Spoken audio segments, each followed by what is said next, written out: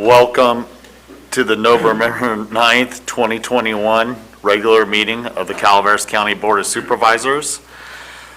Madam Clerk, closed session, please. Item number 1, pursuant to Government Code Section 54956.8, conference with real property negotiator regarding price and terms of payment for the following properties affected by the State Route 4 Wagon Trail Realignment Project Phase 1. County negotiators are Robert Packinger and Matt Satow, properties Tiscornia Ranches, LP. APN number 053-001-018, 053-001-019, 053-007-011, 053-007-031,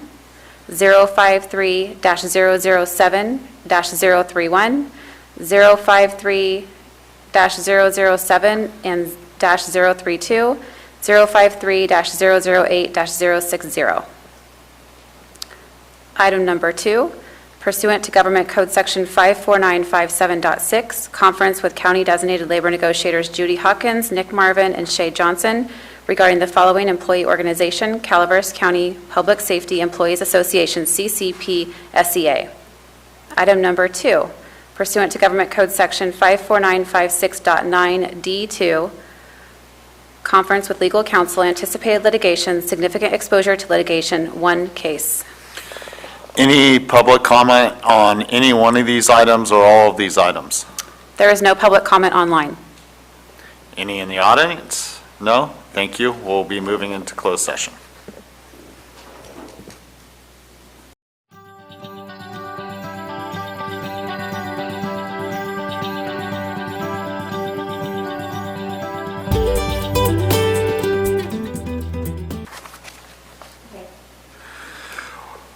Welcome back to the November 9th, 2021 regular meeting of the Calaveras County Board of Supervisors. Mr. Stopper, I'm hearing him here. Robin, otherwise cut him off. He's still my heart. It's all right, Ms. Callaway. We'll hold the pledge until you're ready.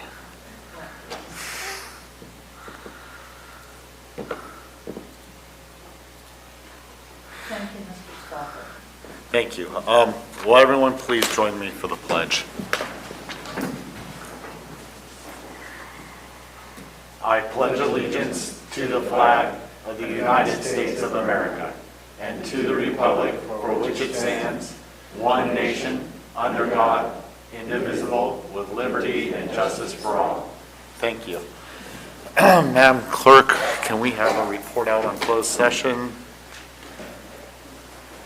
We'll report out on closed session prior to the public hearing on redistricting. Thank you. My apologies. With that,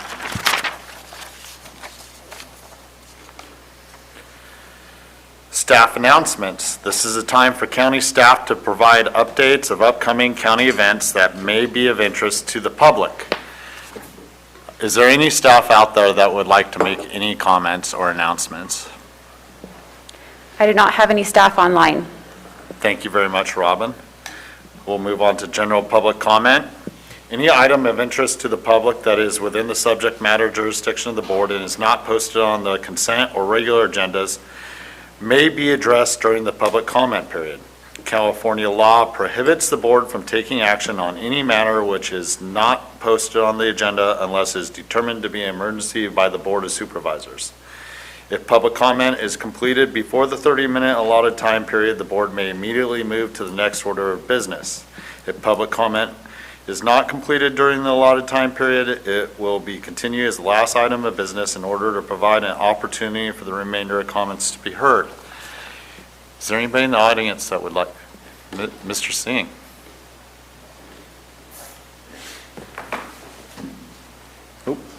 Good morning, Board of Supervisors. My name is CJ Singh. I'm the manager of philanthropy at the Mark Twain Medical Center Foundation. I would like to cordially invite you and the community to our annual tree lighting on December 1st at 5:30 p.m. across the ways from the CHP and DMV parking lot. Invitations have been dropped off at the CAO's office and are going to be sent out via mail. You can go online to supportmarktwain.org to see the full program. There is also a remembering and honoring tribute light that you can purchase in honor of a family member that has passed. And, you know, it's one of those community events that we hope that you guys can join us with. For the past 18 months, we've all kind of been bunkered at home. As you can see with the plexiglass, not being able to meet with each other. This is going to be a safe and socially distanced event, and we hope that everybody in the community can join us on that day. And if you can't join us in person, we'll also have a virtual component on Facebook and our website. Thank you. Thank you, CJ. My apologies. I skipped our recognition and acknowledgements. I'm going to go ahead and let everyone finish off public comment, and then we'll move on to the item prior, backwards, or something like that. Good morning, Marty Crane. Ms. Crane. It's exciting how we're all learning new things all the time. Some of us a little quicker than others, but I just wanted to say, give a shout out to Supervisor Stopper. The cattle issue. At first, it was just a few cows in our neighborhood, just a few cows, and I thought, hey, we live in the country, this is good. But it just kept growing and growing faster and faster, and small space, major cows, horses, baby, I mean, it was out of control, a trailer on there, and it looked like it showed no signs of stopping. Thank you for addressing that. So now the neighbors are calming down.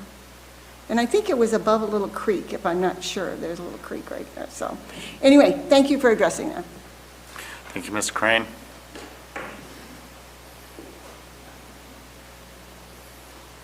Good morning.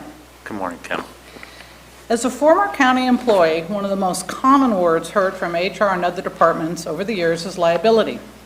Calaveras County Animal Services cannot foster animals due to liability, although most other counties allow it.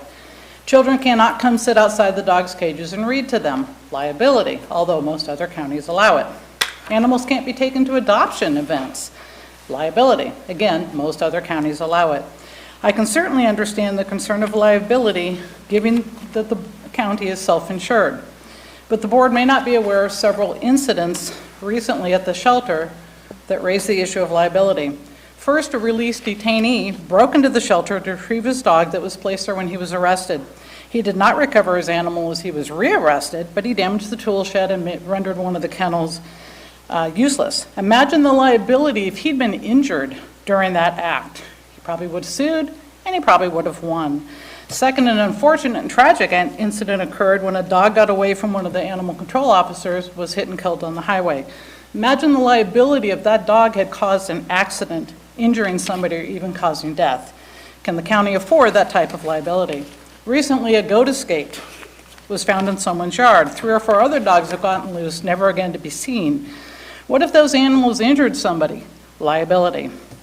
We need a new shelter, everyone agrees, but first we need to fence the 6.9 acres of animal services property. Almost every other county, animal control is fenced. Released prisoners cross that property all the time. Imagine the liability if one of them gets bitten by a dog or falls and trips. The county would be sued. Imagine the liability if a member of the public gets bitten by a loose dog. Lawsuit.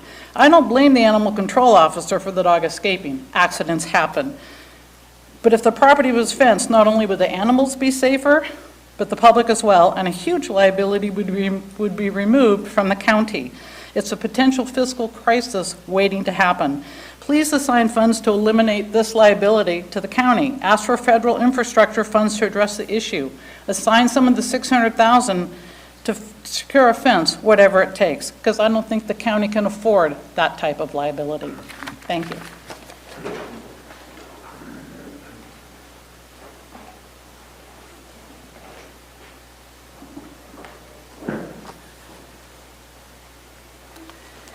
Good morning. My name is Alex Sagewalker, and I am here on behalf of the shelter dogs at Calaveras County Animal Services. I have been a volunteer dog walker for about 2.5 years. When I enter the kennels in the early morning, the dogs are desperate. It is depressing and overwhelming. The sound is deafening, and you can imagine how it must sound to the dogs with the sensitive hearing. That is how we humans experience this. We humans only have to endure this for a short time as we try to get our dog leashed up and out of there as fast as possible. Sometimes they are literally climbing the walls because they have been caged up for the last 23 and a half hours. Then we have to walk the gauntlet of the other dogs barking at us, which either scares the heck out of our dog or activates our dog to want to attack the dogs barking at us from their cages. Volunteers go in there day after day, pulling these cramped up dogs out, mostly large dogs, to give them 30 to 40 minutes of walking because it is so impacted that that's all the time that we have. Letting them finally be able to relieve themselves. Yes, most of the dogs hold it all day and all night waiting for someone to let them out in the morning. We now have German Shepherds, Anatolian Shepherds, Rottweilers, and mixed breed large dogs. This is not the exception. As I was leaving there yesterday, my fellow colleague and friend said, please don't forget to tell them that these conditions are literally driving some of the dogs insane and sometimes turning friendly dogs into aggressive dogs. I worked with one such dog today, a young German Shepherd who is having a meltdown being caged up. And there is another male German Shepherd, extra large, who is also under severe mental stress being in such cramped conditions. Besides the dogs having to endure such hideous conditions, the people who work there and the volunteers also have to be in this environment. I know people who previously volunteered who can no longer tolerate seeing the animals in such a depressing situation. The staff there is amazing at the shelter. They are hardworking, compassionate, and give the animals as much as they can to make them feel safe. And I especially want to mention Stacy and Mona. I am in awe of them being able to give so much of themselves day after day. My reason for being here is to gather information on how I can participate in the committee who is overseeing the construction of this new facility. If there is an ad hoc position for a member of the public on this committee, I would like to be that person. It is essential that in the building of this new facility that the living quarters for these dogs be much larger with access to outdoor runs. And I invite all of you supervisors to come visit the shelter any morning of the week at 7:30 to experience this for yourselves. Thank you. Thank you. And I have copies of this letter if.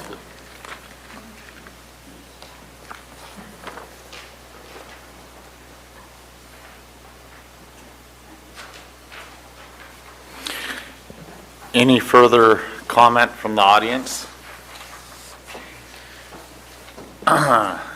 And when you have time, Ms. Clerk, if there's anybody out there that's dialing in, thank you for handing those out. There is no public comment online. Thank you. With that, we'll move back to recognition and acknowledgements. Mr. Garamendi. Thank you very much, Mr. Chair. I'll turn on this before I get in trouble. Thank you very much, Mr. Chair. Today we're doing a proclamation recognizing November 11th, 2021 as Veterans Day. A lot of veterans activities going on in our county this week, and if anybody can attend them, I think it's always great. Supervisor Toffanelli and the West Calaveras Rotary did a great event on Saturday, which was an honor to attend. Thank you very much, Supervisor Toffanelli. And our Veterans Services officers are here today as well. So with no further ado, I'll read the proclamation. Whereas the 11th day of the 11th month at the 11th hour in 1918 marked the end of World War I, and whereas Congress approved an act on May 13, 1938, that the 11th of November should be a legal holiday and should be known as Armistice Day. And on June 1st, 1954, Congress approved an act changing the name of Veterans Day in order to honor veterans of all our nation's wars. And whereas President Dwight D. Eisenhower proclaimed on October 11, 1954, on that day, let us solemnly remember the sacrifices of all those who fought so valiantly on the seas, in the air, and on foreign shores to preserve our heritage of freedom. And while all who serve take the same oath to support and defend our country, no veteran service is insignificant, even if they do not see combat. And currently there are 19 million veterans living in the United States, and approximately 5,000 of them currently live in Calaveras County, which I believe is significantly higher than the population as a whole. So, is there any public comment on this item? Good morning, Chair Stopper, members of the board. I'm Brian Galicia, Calaveras County Veteran Service Officer. As we prepare to celebrate the veterans in our community on Veterans Day, I would like to take a moment to remember those veterans who have come before us. I refer to the almost 1,400 veterans interred in the various cemeteries in Calaveras County. These heroes include 29 who served in the Army Air Corps, 543 who served in the Army, 311 who served in the Navy, 84 who served in the Marine Corps, 10 who served in the Merchant Marines, 71 who served in the Air Force, and 20 who served in the Coast Guard. And of these brave souls, 56 served in Vietnam, 117 served in the Korean War, 520 served in World War II, 124 served in World War I, 6 served in the Spanish-American War, 108 served in the Civil War, including 8 Confederate soldiers, and 53 served in the Mexican War of 1846. As you can see, our veterans' history dates back to before Calaveras County came into existence. I would like to highlight one particular veteran who came from Angels Camp who exemplifies the veterans of Calaveras County. 22-year-old U.S. Navy Petty Officer Herbert A. Calcaterra served during World War II aboard the submarine USS Pompano SS-181. On September 4th, 1942, the Pompano, on its way to Midway, sighted an armed enemy ship. The Pompano surfaced and engaged with deck guns, sinking the enemy vessel within an hour. Unfortunately, during this firefight, Petty Officer Calcaterra lost his life. He was awarded the Silver Star and the Purple Heart posthumously. The following transcription of a January 16, 1943 letter from the Secretary of the Navy. The President of the United States takes pleasure in presenting the Silver Star Medal posthumously to Herbert A. Calcaterra, Motor Machinist Mate, First Class, U.S. Navy, for service as set forth in the following citation. For conspicuous gallantry and intrepidity as a member of a 3-inch gun crew aboard USS Pompano during action against an armed enemy patrol ship. Remaining at his exposed station in the face of hostile machine gun fire, Calcaterra, with cool courage and utter disregard for his own personal safety, manned his gun until he was fatally wounded. This heroic devotion to duty, maintained at great risk in the face of grave danger, was in keeping with the highest traditions of the U.S. Naval Service. He gallantly gave up his life in the defense of his country. In honor of his heroism, in July of 1943, a U.S. Navy warship was named for him. The USS Calcaterra DE-390 was an Edsel-class destroyer escort. Please join me in honoring the current and past veterans this Veterans Day. Thank you. Thank you very much, Brian. Is there other public comment? Well, thank you very much. I'm very proud of the work we're doing with our veterans in this county, and I'm proud of our department heads. I see Air Force veteran Packinger back there in the back of the room, and I know Doug Oliver and others have served, so very proud to be part of this team. So therefore, I will ask for a motion to approve this proclamation. I would gladly move it. By Supervisor Toffenelli, second. Second. Second by Supervisor Follendorf. All in favor? Aye. Opposed? Passes 5-0. Now therefore be it proclaimed, Calaveras County Board of Supervisors proclaims Thursday, November 11th, 2021 as Veterans Day and encourages its residents to celebrate our veterans and show their gratitude as appropriate. Thank you very much.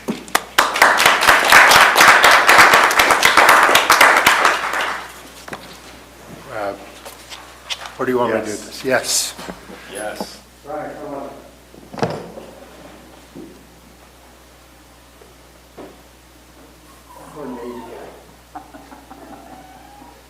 One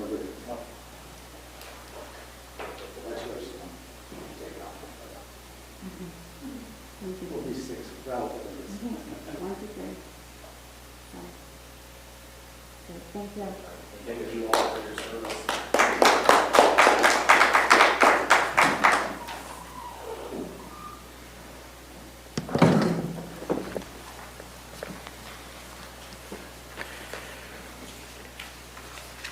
That concludes to our consent agenda. Consent agenda items are expected to be routine and non-controversial. They will be acted upon by the board at one time without discussion. Any board member, staff member, or interested party may request removal of an item from the consent agenda for later discussion. Is there any staff members that would like to pull an item? Board members? Any member of the public that would like to pull an item? With that, I'll entertain a motion. I'll move this item, Mr. Chair. Thank you, Supervisor Toffenelli. Second. Thank you. A second by Supervisor Callaway. All those in favor? Aye. Those opposed? Passes on a 5-0 vote of the board.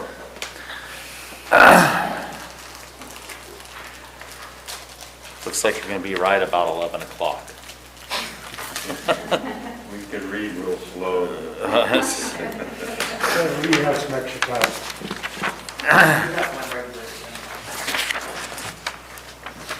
Yes, we do. I'm trying to turn to the right page for that. I just need to flip it over 3 times. Regular agenda. Item 20 is a resolution, economic and community development, convene a public comment period to review Calaveras County 5-year plan for permanent local housing allocation program funds, and adopt a resolution authorizing the application for and acceptance of the Calaveras County allocation award resulting in revenue of $539,081 for years 2019-20 and 2020-21, with anticipated additional revenue in the amount of $699,784 for years 2021-22, 2022-23, and 2023-24 to be expended by June 30th, 2024. Ms. Galino and Ms. Kimball, good to see you both. Good morning. Good morning, Chair Stopper, Honorable Board, Kathy Galino, Economic and Community Development Director, and Lee Kimball. Good morning.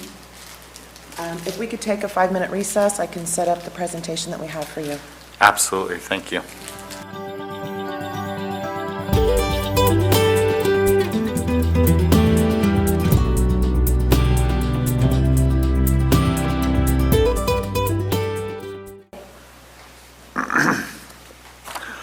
Welcome back. We opened the regular meeting item, so Ms. Galino, Ms. Kimball, please.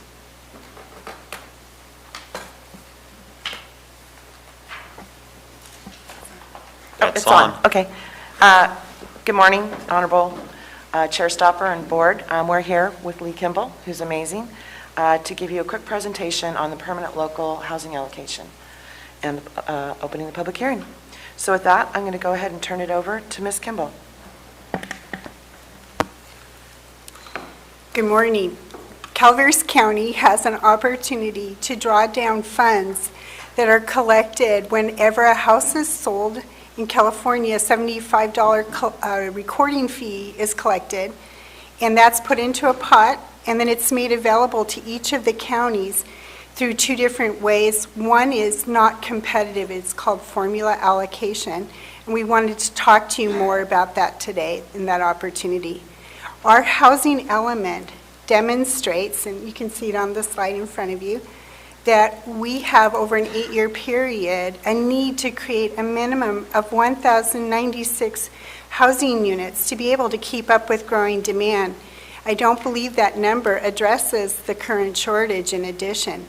This table is right from our housing element, and it shows the income levels where the anticipated growth is needed. And as you can see, the greatest number is aimed at workforce housing.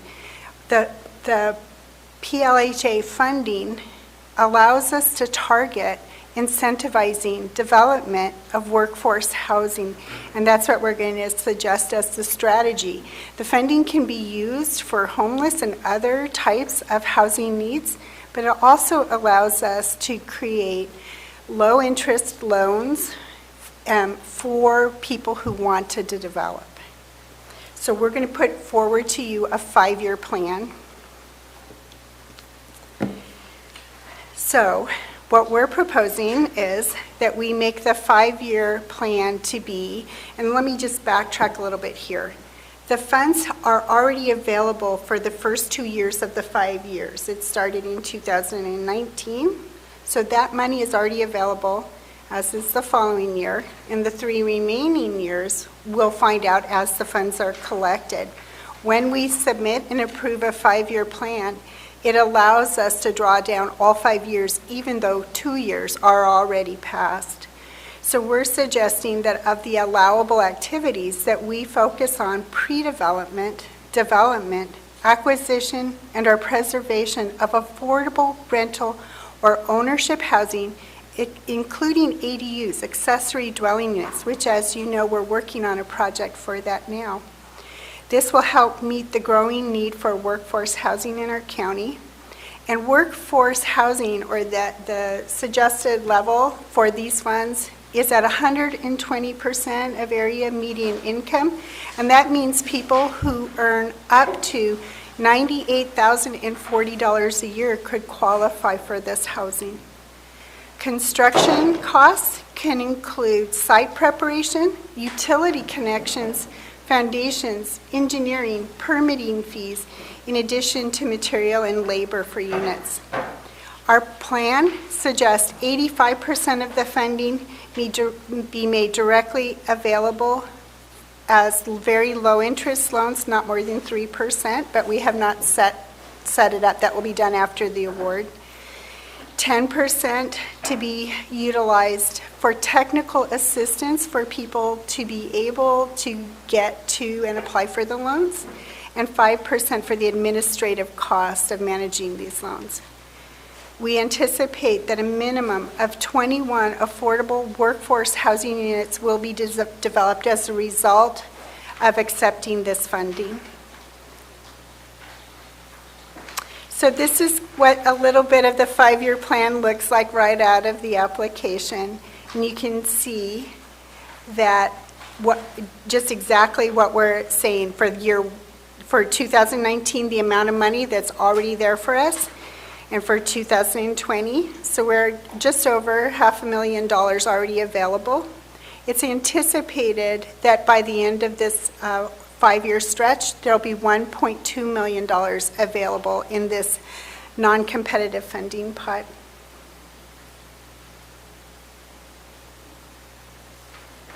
After we receive the award, if it is approved, we will develop criteria for projects and loans working with the committee that will include developers and utility districts as well as staff. We'll convene a call for projects. We'll identify eligible projects. We'll provide technical assistance to the developers for the loan program documents and reporting. And we'll provide ongoing technical support as needed through the completion of those projects.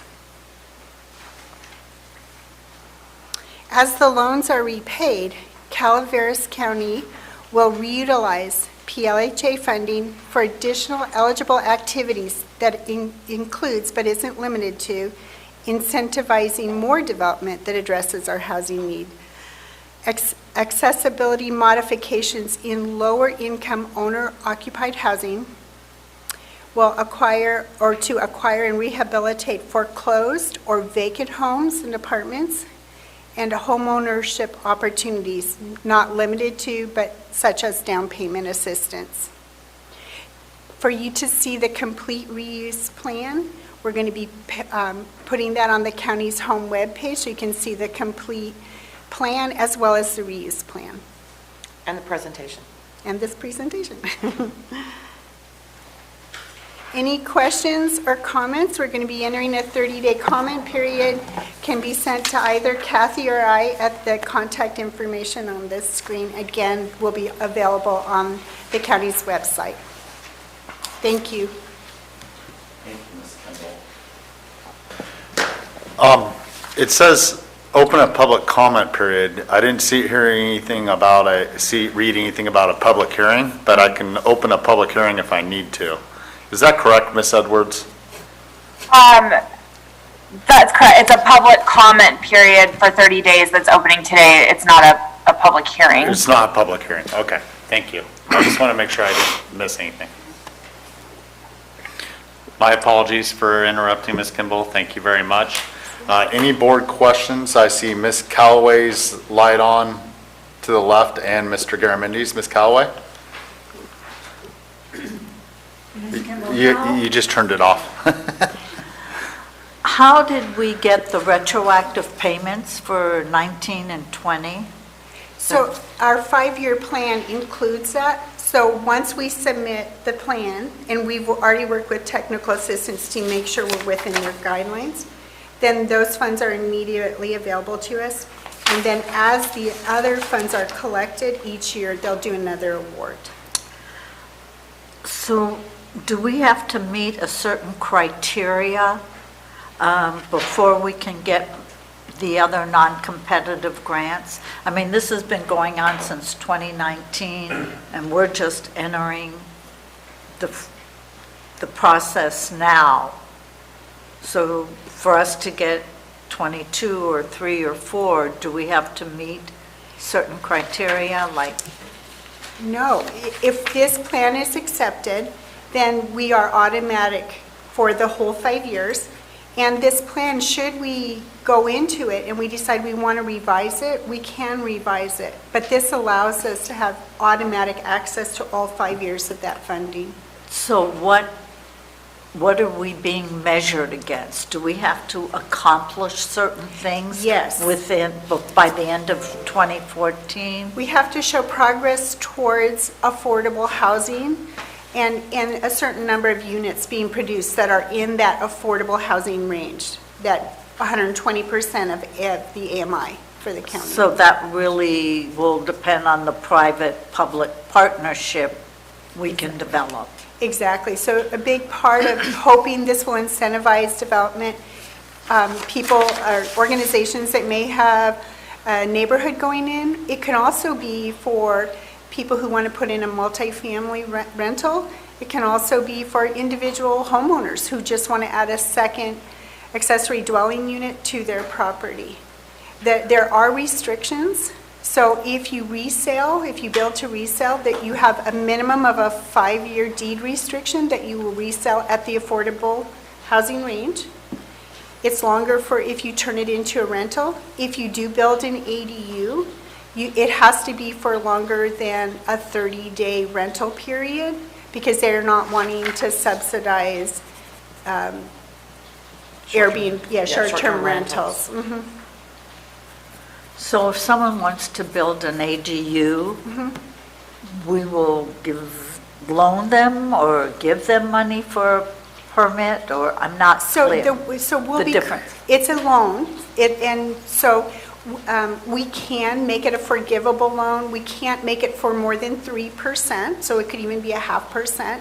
And the idea that we have is that we want to incentivize development of affordable housing.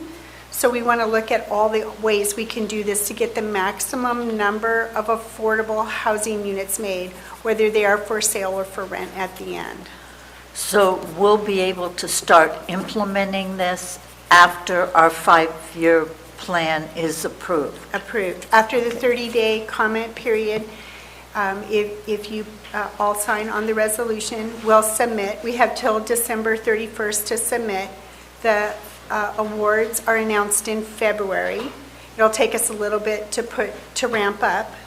And so I would imagine we're looking at probably late spring or early summer for this to be going. So when you said the awards in February, but this is for the non-competitive For ones, the non-competitive. correct? There is a second part which we're not asking for because we want to see if this goes first. It's for up to $5 million, but it is competitive, and we really want to get our feet wet and see if this actually does incentivize development. Thank you. It's quite exciting.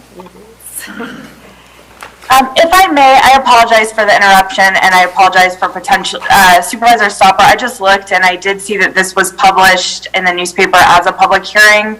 I will go back, and before anybody talks today, we are opening the public hearing. Yeah, I was gonna say, if there's any public comment, we'll just open the public hearing and then we can close it afterwards. Thank you. Thank you, Robin, for bringing that to my attention. All right, Mr. Garamendi, my apologies. Nope. Thank you for the questions, Ms. Callaway. Thank you, Mr. Chair. Lee, thank you so much for presenting here today. I have some concerns. First off, are we proposing that the county, serve as the bank to make these loans? I don't know if I would put it in those terms. I'm proposing, or we're proposing, that the county draw down funds that are collected from our citizens when they buy and sell homes to be utilized. There's only 8 eligible activities to be utilized to address the workforce housing. We may only have one loan go through. It may be to a development site, or we may have several.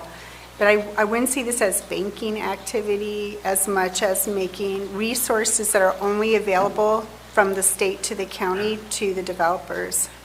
So we're going to loan the money to the developers. It would be a loan. Mm-hmm. And so what would be our there's been historically, we've made loans like this before. So if this loan goes bad, we will be responsible for the collection of this, correct? We will take the collection. You can make the loans, you can determine to make the loans forgivable. Right. But let's just assume that we're going to get paid back, since this plan does call for a revolving fund. Yes. Right?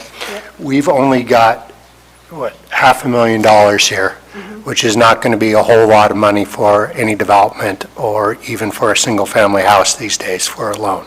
Right. So we're talking about less than 5, I would imagine, in best-case scenario.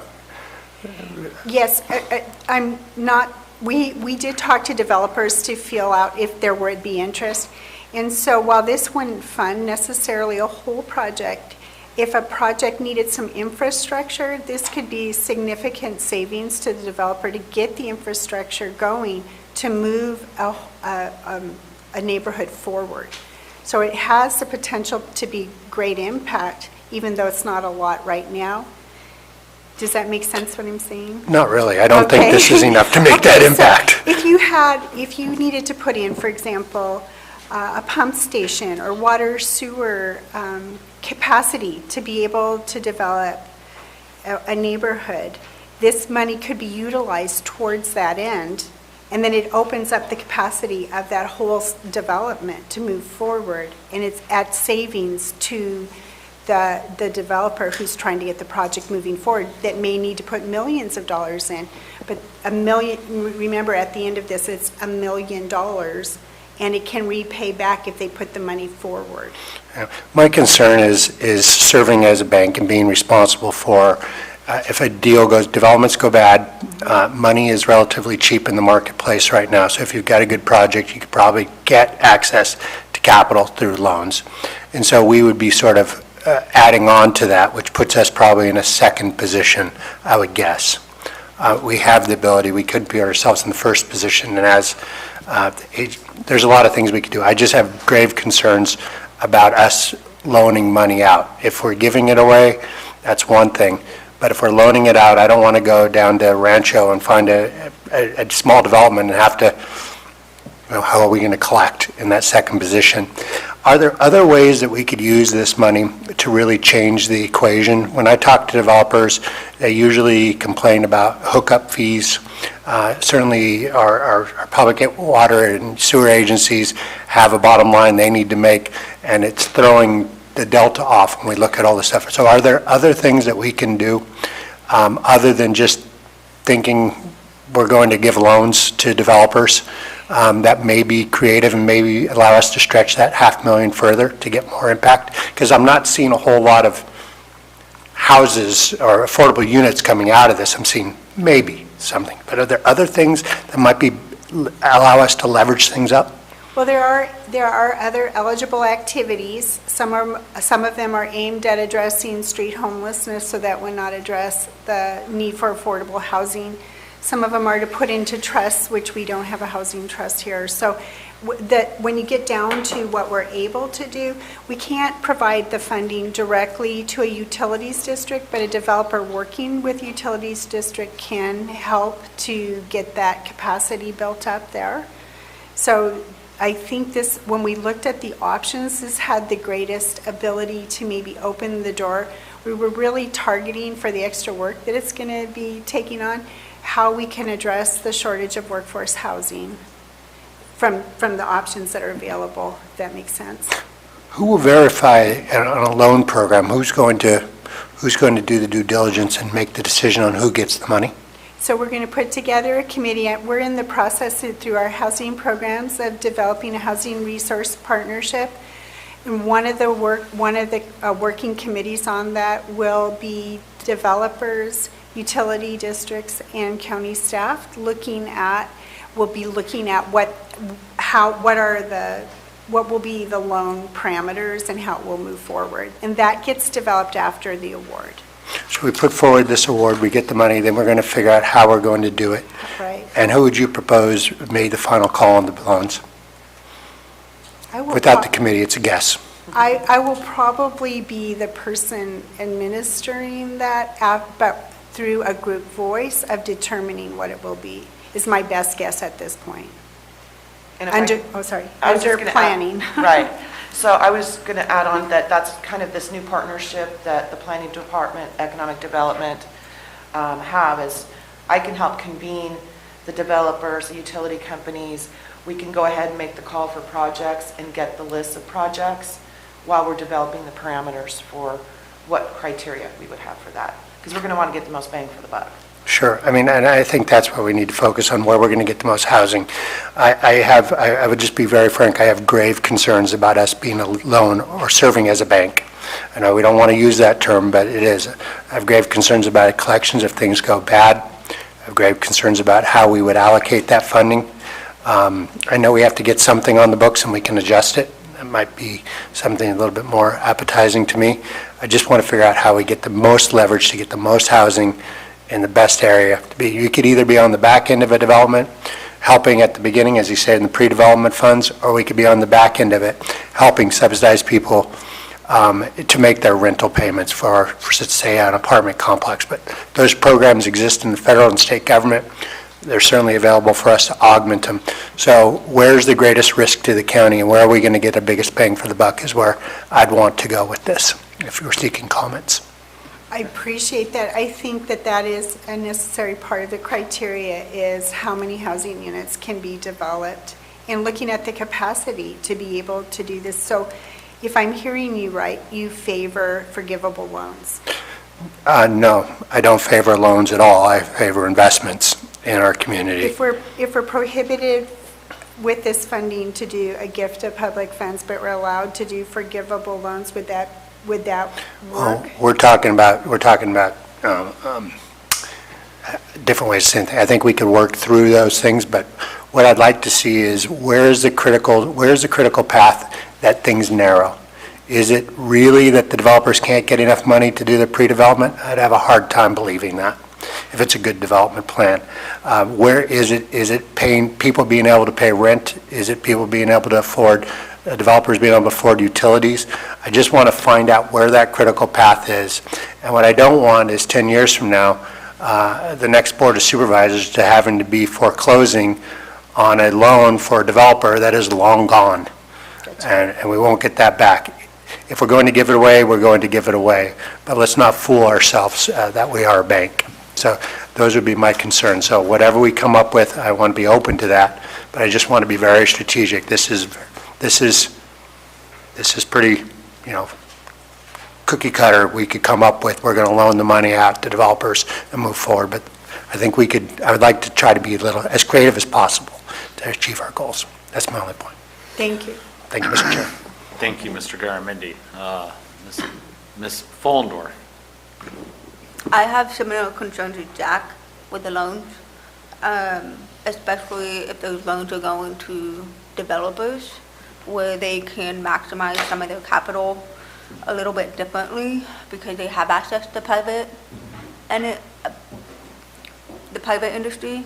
I would like to see something more robust on that. I'm more comfortable looking at it as an individual that's looking to get a loan and buy a house versus a developer, because with that, we have more availability to do the forgiveness, get the house and resell it, whereas the developers, we've got an empty lot.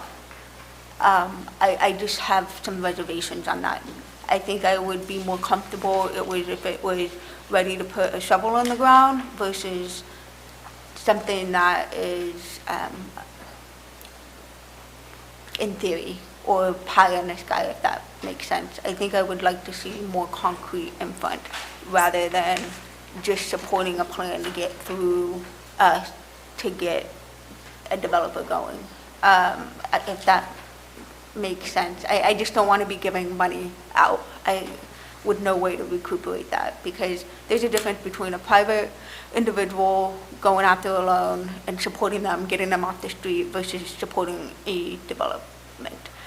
Don't get me wrong, I think we have some work to do to support developers, and maybe what it looked at is more of the impact fees versus a loan of offsetting, because essentially what we're doing is it's ourselves we're somewhat paying. I would like to see more of that information coming forward. I think it's a great plan overall, but I think there's still some of those that need to be wrapped up and tied up before we go out to a massive development support partnership. Thank you, Ms. Fullendorf. Mr. Toffenelli. Yes, thank you, Mr. Chair. And some of my questions and comments were in line with both Amanda and Jack on their comments. The real problem, I think, is the pre-development part of it, and lending money, if you say to developers, is eventually they're going to pay that loan back. They're just going to pass those costs on, and if it's going to cost more then for the low income housing, it's going to cost more because they have to pay that loan back. They're not going to walk away and just pay it out of their own pocket. They're going to pay through that development. So that's a real issue that I think could be hampering this. Again, my comments along the line with both of them are, I don't want to become a bank either. I think Jack hit the nail right on the head with his comments about 10 years from now when we're not here and the county's having to go back and try and sue to get income back, or say, okay, we forgive it. That's not the intention of the program. The program is to keep the money coming in and going out, coming in and going out. So I think we really have to look at it. It only counts for 5%. For our administration costs, only 5% of that. I'm not sure that's going to be enough to maintain this program without other general fund dollars going into keeping the system going. So I think those are things that we need to look at. Thank you, Mr. Toffenelli. I have one more question. Is that okay? In terms of outreach with this and getting feedback, are you guys working with Sierra Hope and those organizations in the county to understand, because they have housing transitional, especially for DV, domestic violence, and then transitioning those individuals into a permanent housing? Are you guys doing those type of partnerships as well? Because that's where I could see and support those type of loans, is where those individuals need it more than. Yes, so we participate on the governing board for the Continuum of Care, and there all the time. The governor's budget has really flooded the housing market this year and into 2024 with funding for people who are more at risk than workforce. And there's a lot of collaborative projects and programs coming forward. So, but what there's been very little of is ways to get workforce house going. So this was one, and I'm reading everything. This was one that was coming through there. We have until December 31st to submit, and we're required to have a 30-day public comment period. So if this isn't the board's pleasure, I'm not sure that we have time to go back in this round, so we'd have to ask if we can apply again next year and try again and come back and maybe do comments that would be looking at the whole menu of opportunities of where we could ask to apply this funding.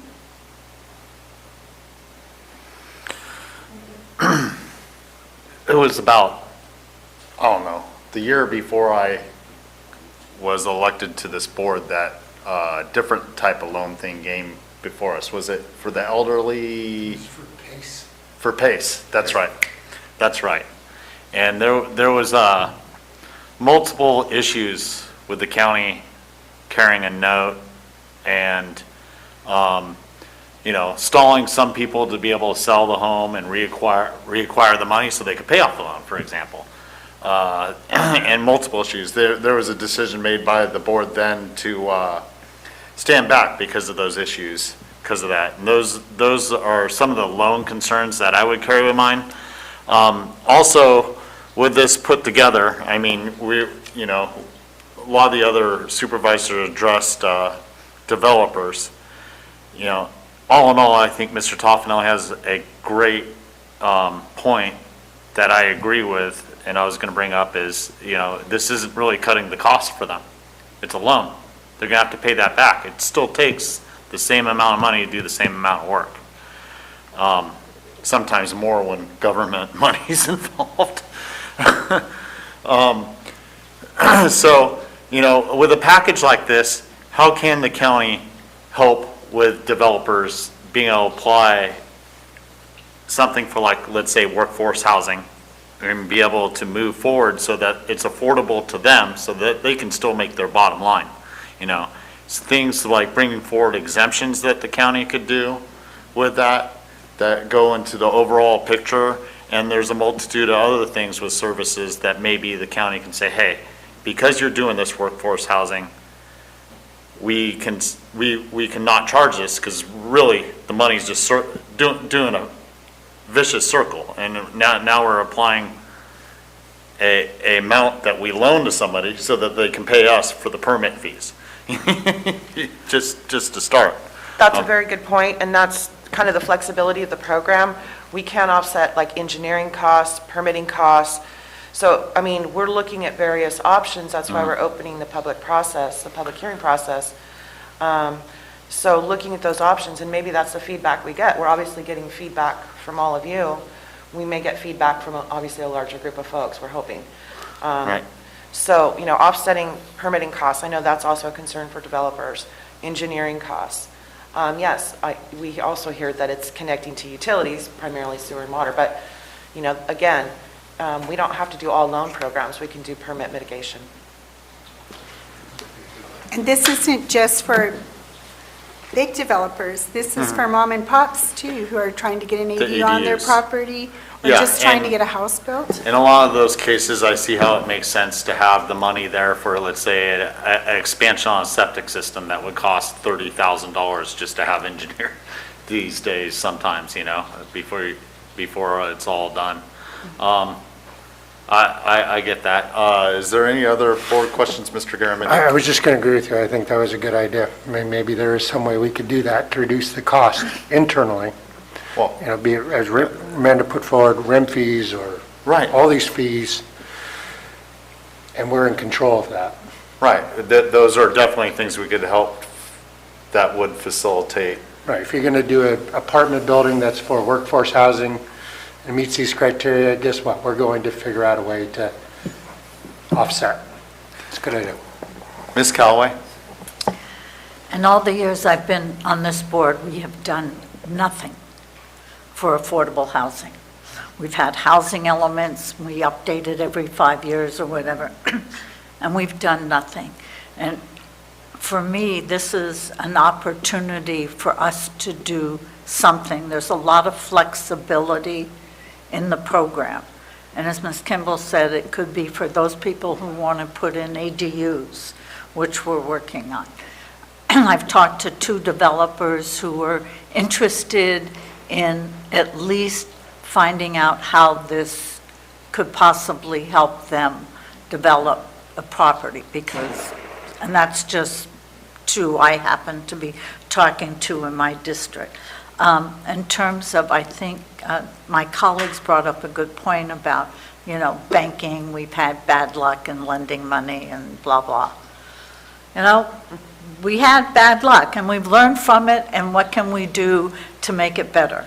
And I would expect staff in working with the development community or other county staff with the auditor's office on how can we best manage this.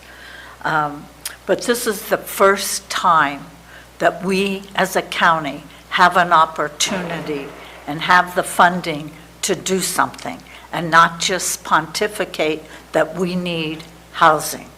We need workforce housing. I mean, Ms. Kimball, I think, had a presentation before the board, or maybe with me, I don't remember, explaining the different types of housing we need. And the majority of the housing was for people who were working. And here we have an opportunity, and I think, yeah, we'll probably have some potholes that we run into and some challenges, and my colleagues brought some points up that we know we have to deal with. But I think it's a good, if we don't do this, then in another 10 years, as supervisor, we're going to be sitting here talking the same thing. And I think here's a wonderful opportunity, and we should proceed. And that's all my editorial comment. That goes along with our promises in the housing element, that we're going to do what we can. It's 137 housing units that need to be developed over an 8-year period, and we are behind on that. There's other promises in there. And if not this, we need to come back to the drawing board and keep coming back so we get this workforce housing out of the pothole and moving down the road. I love the comments and want to see if we can do some revisions within the timetable that we're in that can meet all the comments we've received today. Any further board questions or anything? I'll move on to public comment. Is there any? Oh, sorry, Mr. Toffanelli. I do have one question. If we have someone apply for these loans and they want to purchase a home, and the home price is, just throw out there a number of $250,000, and they're only eligible through their income through a private banking of $150,000. So they're coming to us. Could we loan them the other $100,000 for the home to act with? So this is for development of new homes, so it wouldn't be to purchase an existing home unless it's for rehabilitation. It's really to get development going. I saw acquisition on there on 301A. I thought that's okay. That would be like buying the property to do the development on. Yeah, so you have site control. Thank you. Public comment. Hi, I'm Shel Turner, and I want to say that there's been a lot of discussion back and forth on this. The primary issue that I think you all need to remember is that housing there's a shortage in housing. And so whether this goes smoothly or doesn't go smoothly, it is a way to attempt to address that problem. If you're concerned about repayment, you can go with the forgivable loans. But the fact is, it's not going to be 10 years before someone says, why didn't the supervisors try to do something rather than do nothing to address housing as an issue? Thank you.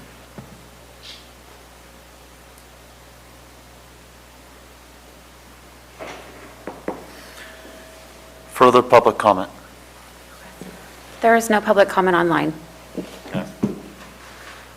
I'll bring it back to the board. I'm going to, at this moment, I'll close the public hearing and let the board deliberate. Personally, I think that this can be, I think there's multiple ways this can be a benefit. I don't think saying it's going to be a forgivable loan really solves the concern that's coming from us, because that just, in my mind, exacerbates it. But there's a lot of interest in being able to do this out here with a few developers I've talked to also. And I think that, the opportunities are good for supporting workforce housing. It's, it's not so much in the past, people were pushing against new apartment buildings in one area or another. And I think that now people are a little more open mind to this, just because of the type of homes and the cost it is here. I mean, low-end incomes cannot afford a house to rent here. I look through the newspaper all the time, and it's horrendous. I mean, it's more than my mortgage. Fortunately, I got my house a while ago. But it just doesn't make the bottom line for a lot of working class people that actually do the work for us here in the county that we appreciate so much. So personally, for those reasons, I can support this. I have some concerns. I think through the comment period, I think, looking to the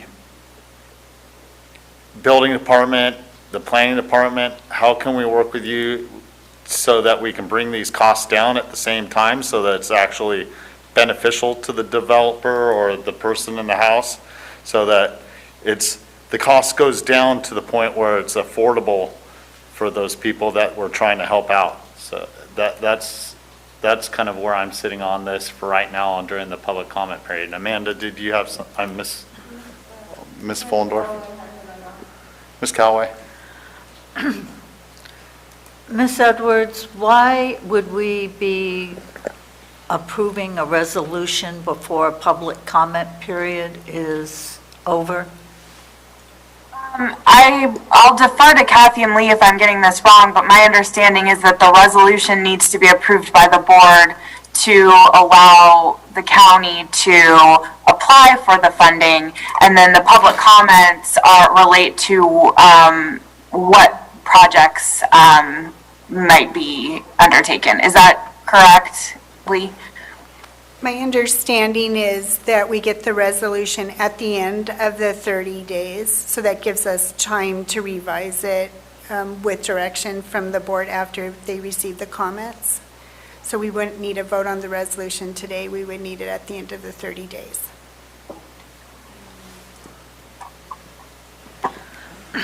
So we would not be approving or This was agendized for the board to consider and adopt the resolution. So if that's not what staff is asking for today, then that needs to be clarified. I don't think we need the resolution today. We need it at the end of the 30 days. We need to come back. Okay. That's my understanding. I apologize for the confusion. No, that's all right. So the 30 days ends December 31st? No, December 9th. December 10th. Yes, that's why we 30 did, days that's from why we today. did it now, so we had time to come back, and that Got it. allows us time to complete the application to get the resolution and submit by December 31st. It won't give us much time, though, so we're going to have to come So back. it would be on the agenda, probably our last meeting in December, right, Yes. Ms. Correct. Salata? Yes, that's my understanding. All right, thank you. Sure, if I Mr. just, Garman. when you bring it back, earlier in the presentation, you mentioned we could change it. I think that'd be really important to clarify, because I don't think, maybe you get all the great comments and brilliant idea comes in tonight, but if we don't have it right yet, we do want to make the application, I'm sure, but if you're locking us into something like this, that's going to be harder. If we can adjust as we go along, that'd be really important to convey. I think that may be a way for us to get it in on time, is that we approve it, and then as we go to develop it after the award, which is part of the 5-year plan, that we make the adjustments to make sure we can meet all the things that, all the comments that we're hearing today that need to be considered. Just make sure it doesn't lock us in. I Right. understand. Thank you. And I do think if we revise the plan significantly from the eligibility activities, we have to resubmit. That doesn't mean that funding won't come down, but we need to resubmit, so it will stall the work. Thank you. Yeah. Thank you for clarifying that, because we can't just change it to fit our needs. We have parameters that we have to work under to qualify for. Yeah. That's correct. Absolutely, with every dime. Ms. Fullendorf? Supervisor Gurman, you mentioned the application, I'd like to see how these applications meet the needs that we need in the general plan. I mean, so you have all these numbers in the general plan that need to meet, and I would feel more comfortable when these proposals are submitted and these plans are submitted, okay, what in the general plan are you meeting to meet the criteria for us to give you this money and whatever that capacity is, and that we're able to check those boxes and be like, okay, yay, in this element, we're able to knock off 10 houses and maybe 3 over here, and whatever that is, a rehab or new build for an apartment, like a duplex or something like that. That was that first table that's in there that we And brought. that will That's be- from the housing element, which is part of the general plan, to show what our growth needs are. The county isn't obligated to do the development, but to incentivize and to look for ways to make it easy for that development to happen. Exactly, to meet the but needs. when you're screening, you don't want a competitor enough that all these, I know we're not gonna get it, but developers coming in and say, okay, here's multifamily versus single family, and now you've offset not having enough of one or the other, and how do you make sure that all of the diversity of housing that is needed for workforce housing are being screened or equal looked at in the application. I mean, we need more apartments, but we also might need and how do you can't just favor one or the other. So I just want to make sure that we're not focusing on just one developer that's just going to do one thing. We're giving the opportunity for all of them and spreading that money across through the application and then this is the perfect time for the conversation of those impact fees. Working with building and planning, it's just not this, like, okay, we'll give you this much, but hey, we're gonna knock off, what can we knock off on these fees to help you do this as well? So I think I wanna be more clear. I think it's more than just handing money out. I'd like to see more of the application. How do we meet these with building and planning as well? I appreciate that. I've been in conversation with 2 nonprofit developers, and these are organizations that in rural communities will build like apartment complexes.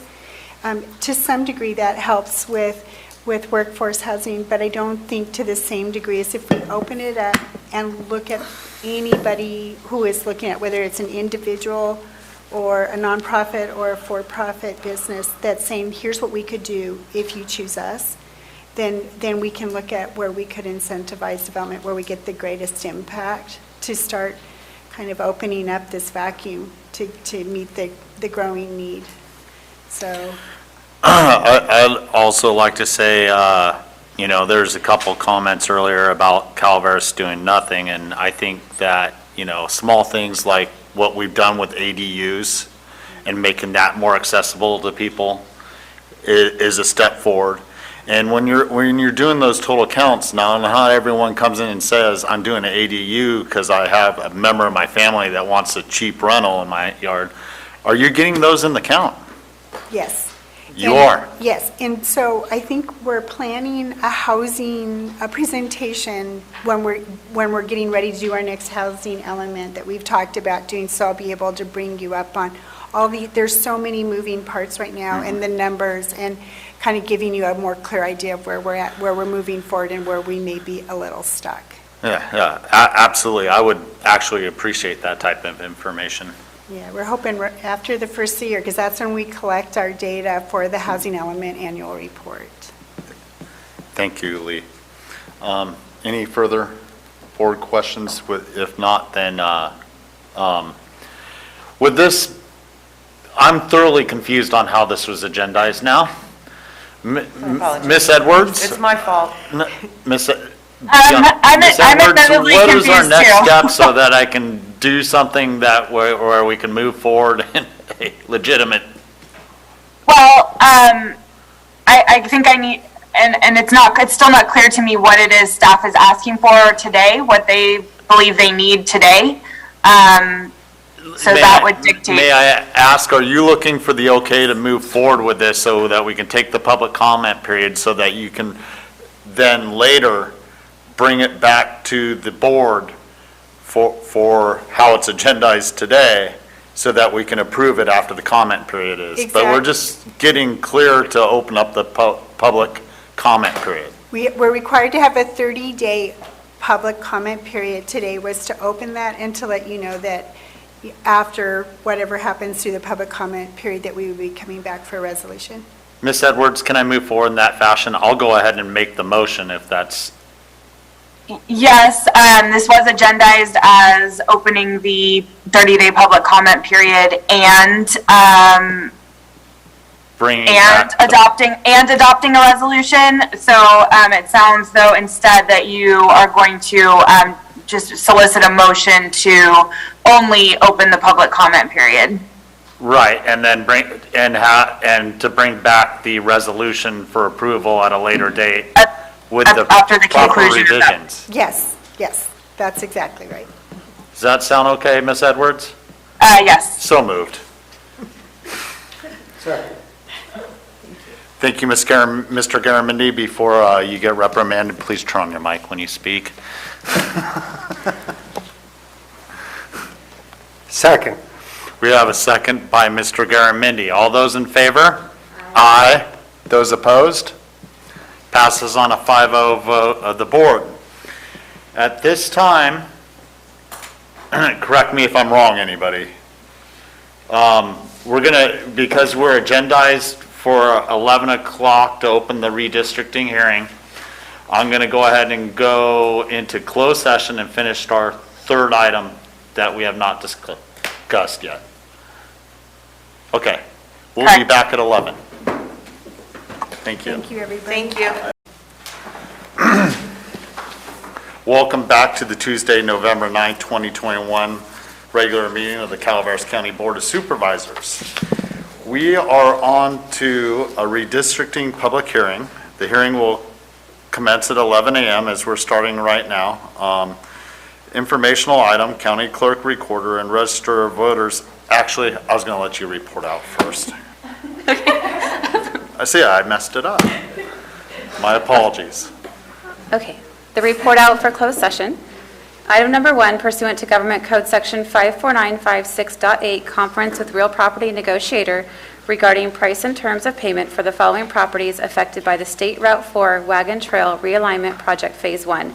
County negotiators are Robert Packinger and Matt Satao. Properties, Sconia Properties, LP, APN numbers 053-001-018, 053-001-019, 053-007-011, 053-007-031, 053-007-032, 053-008-060. There was no reportable action taken. Item number 2, pursuant to Government Code Section 54957.6, conference with county designated labor negotiators Judy Hawkins, Nick Marvin, Shay Johnson regarding the following employee organization, Calaveras County Public Safety's Employee Association, CCPSEA. There was no reportable action taken.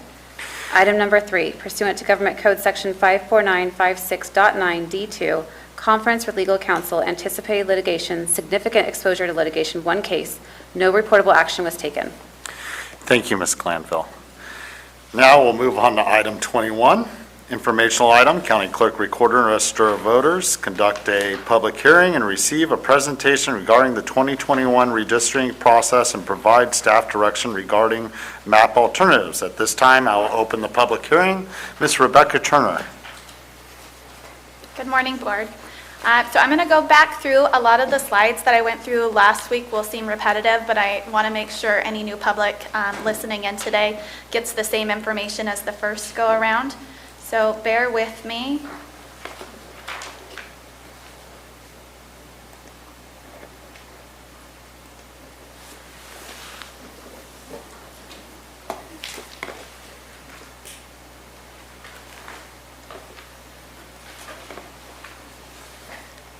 To date, on the redistricting website, we do have an overview of the process, a timeline. Community Mapper is there so that you could submit your community of interest maps along with any public comment. We also have the draft map viewer, which allows you to view the different draft alternatives that have been published to date. On the draft map viewer, we've also added any Community Mapper layers. A public has mentioned that that would make it easier, so those now are on there. And then there's the public hearing videos to date. Upcoming dates, today we're having our second public post-draft map public hearing.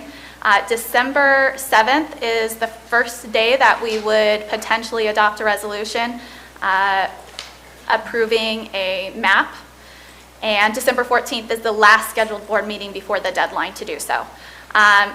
Just wanted to talk about the timeline as far as that goes, because once you adopt, there's 28 days for the elections office to adjust the precinct lines before the new supervisorial lines go into place for an election. So waiting to adopt until the 14th would postpone the county supervisor's signature in lieu filing period until January 11th. All other county offices and state offices will open on January 3rd.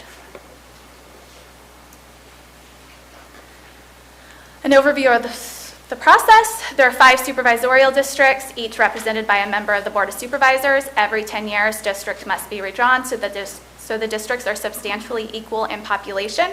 This process is called redistricting. This ensures that each member of the board has roughly the same number of constituents and equal representation.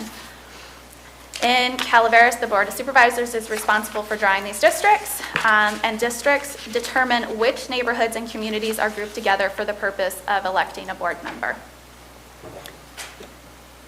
What's wrong with our existing districts? Why now? Counties are required to redistrict every 10 years. We are required to follow the federal decennial census. The census was conducted in 2020, and the results of that were provided to us in census blocks, and those are the lines that we have to follow to create the new districts. The last time we undertook this process was in 2011, and since then there have been major legislative changes, and so the criteria is not quite the same this time.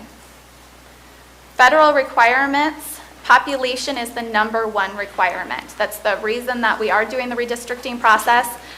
The districts must be equal in population in order to comply with the United States Constitution. 1 person, 1 vote. So the total population of the county is 45,306. You divide that by 5, and the population that we're trying to get to for each district is 9,061. Anything above or below the 9,061 is considered a deviation. So populations change over time, which is why redistricting is required every 10 years.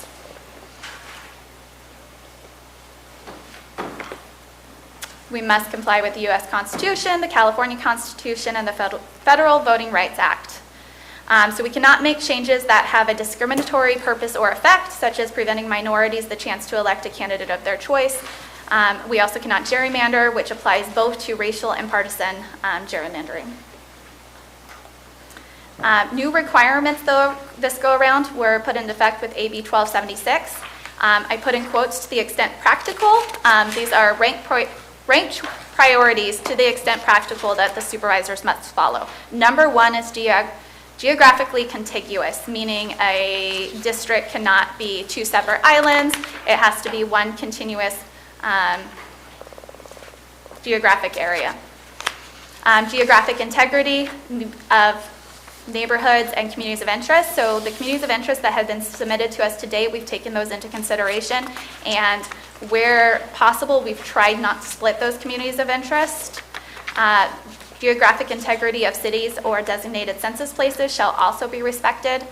Please note that these are in order, so geographic contiguous being number 1, communities of interest number 2, and then city and census designated places number 3. Districts must also be easily identifiable and understandable by residents, so they should be bounded by natural and artificial boundaries such as streets and bridges, and anywhere that you can't cross should not be considered. So we can't combine a district and have a lake split it unless the lake has a regular ferry service. Where it does not conflict with preceding criteria, the districts must be geographically compact. So that is number 5 on the list. Geographically contiguous, we discussed, cannot be 2 islands put together as a single district. They can't be separated by something that would prevent somebody from crossing from one side of the district to the other. The integrity of neighborhoods and communities of interest.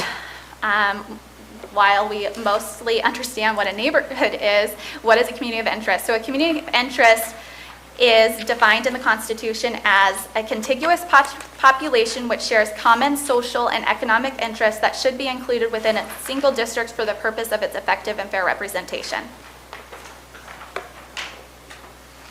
Communities of interest should not include relationships to political parties, candidates, or incumbents. Geographic integrity of a city is the same concept as a community of interest, except for its cities and census designated places would be towns that aren't currently incorporated, but the majority of our towns in Calaveras would be considered a CDP, a census designated place. Districts should be easily identifiable and understandable. According to the legislature, this means to the extent practical, districts should be bounded by a natural or artificial boundary, waterway, mountain range, other topographical features, streets, or boundaries of the county. So most of our census blocks are already, that's why they're created in that way. They are bounded by a street, a mountain range, a school district, something that is understandable feature. Geographically compactness, so to the extent practical, we're trying to get tight boundaries. We shouldn't have long legs crossing the county or pulling in. So ideally, we want to try to keep the districts as compact as possible, meaning you shouldn't be going and searching for population if there's closer population to grab.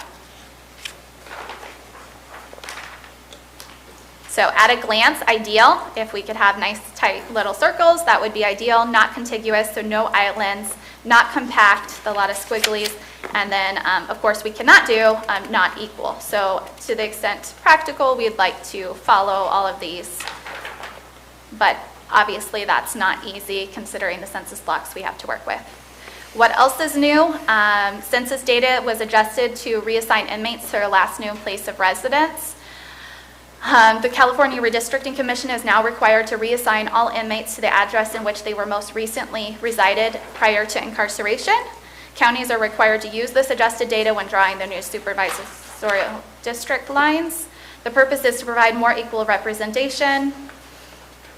This had a minor impact to the county overall. The adjusted data changed our population from 45,292 to 45,306. So we increased by 14. What's not allowed? The board shall not adopt district boundaries for the purpose of favoring or discriminating against a political party. Often referred to as gerrymandering, the practice of drawing district boundaries in a way that gives one political party, candidate, or group an unfair political advantage over others is not permitted. But remember, just because district looks odd does not mean it's gerrymandering. It looks odd because we're following the census blocks. Why do these districts look so weird? There are many reasons why a district may look like it does. The first and foremost, we have roughly equal population in each district. We must have equal population in each district. We don't control where people live, so we have to work within the framework of where they actually reside in the county.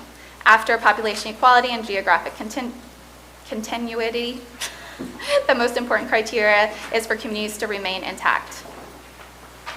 Census blocks. The population numbers we use are from the federal census blocks. The census arranges people into population blocks. These blocks are our unit of measurement for accurate population counts and for drawing district boundaries. The blocks are not always logical to us, nor do they utilize straight lines. The process of redistricting is of grouping those census blocks into districts using the foregoing criteria. So here is a picture of our census blocks. When I think of census blocks, I think of any block. I think of nice little squares that fit together. Our census blocks are not that. They're following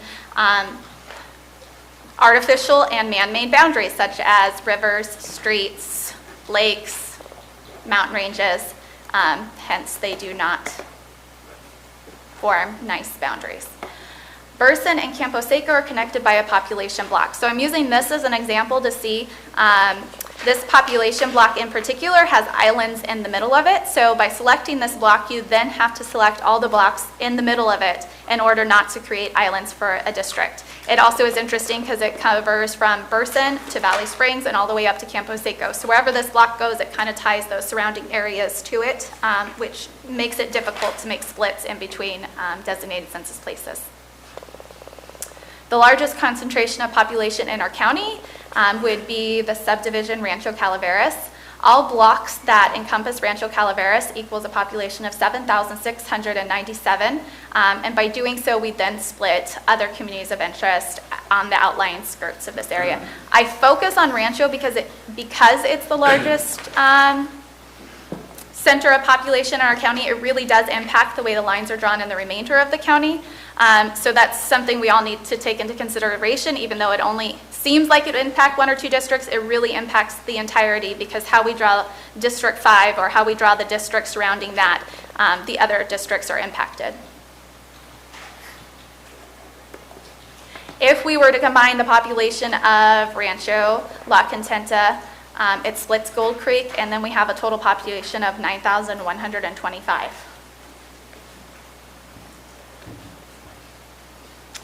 The population of Rancho, La Contenta, and Gold Creek, now we're at 9,477, which were already too high over our 9,061 to form a district.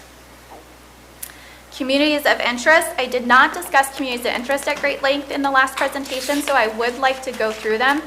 Here is an overview of each of the communities of interest, but bear with me, I'm going to go into the viewer and zoom in so we can see all of the maps submitted to date.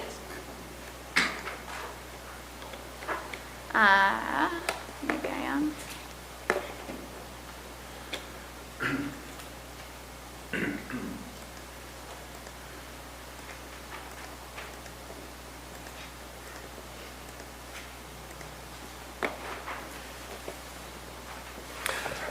A lot of those lines cross over each other.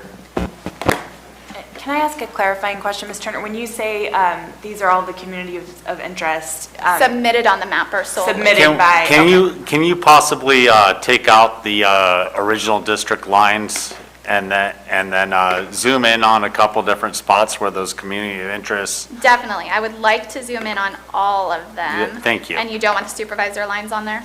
No, none. I mean, we're talking community of interest right now. I think actually if I take the supervisorial lines off, I might lose the boundaries of the county. Let's see. Nope. Nope. They're still there. Okay. It worked for me, so. Good. Okay. So the first community of interest I'm going to go over is Copperopolis. It bounds, the way it was submitted to us, it bounds like primarily of copper, but it splits the Diamond 20. Diamond 20 has also submitted comments that would lead me to, that would be that they have a community of interest as well and would like not to be split. So working with both of those, I've been trying to draw maps where we don't split the main area of copper, but we have split out Diamond 20 in the most recent because they've also said they're a community of interest, and just simply following the highway splits Diamond 20 because they go on both sides of the road.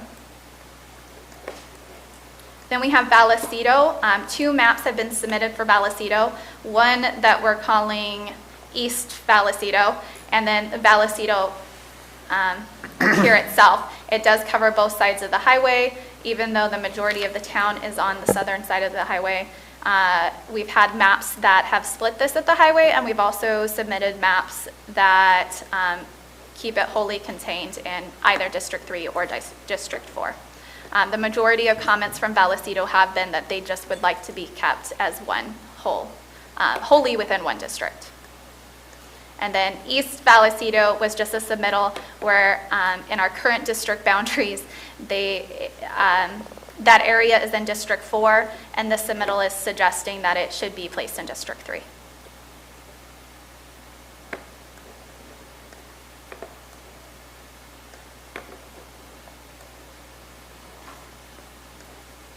So Sheep Ranch was submitted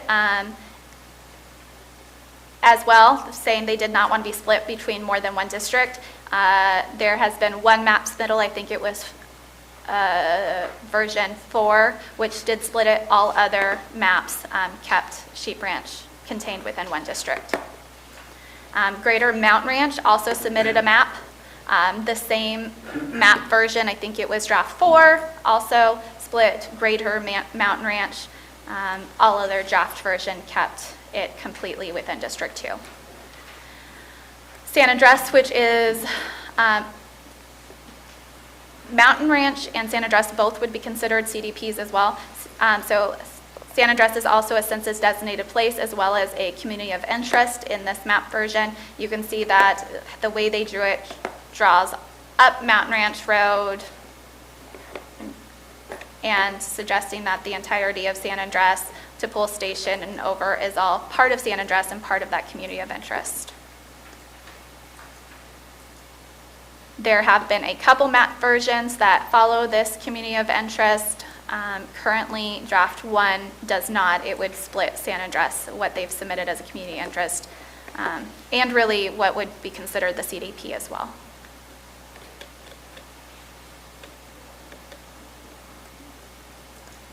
And then we have Rancho Calaveras, the one I keep talking about because it is our biggest grouping of population in the county. It's hard to zoom in and see the whole thing, but the outer boundary follows along the lines of where Jenny Lind Town would be at the southern boundary. And then Can you zoom in up by Hillville Estates where it crosses along? Definitely. I'll zoom in on the northern part because that's where the COIs start to overlap. So we have Valley Hills Estates. I'm going to use the pointer to kind of draw where the boundary is because it's hard to see with the overlay. Actually, let me turn it off. I'm going to turn off West Hills. So you can see the boundary of Valley Hills Estates follows primarily along the highway up and then pulls into part of the subdivision of Rancho Calaveras and then picks up there. Rancho Calaveras, this is the part that it's getting a lot of comment because the maps have not included what is being called West Rancho Calaveras to date, and so we've gotten a lot of comments that the community of interest would like to see West Rancho Calaveras pulled in and added as part of District 5. I'm going to turn on West Hills now. I'm going to turn off Valley Hills Estates.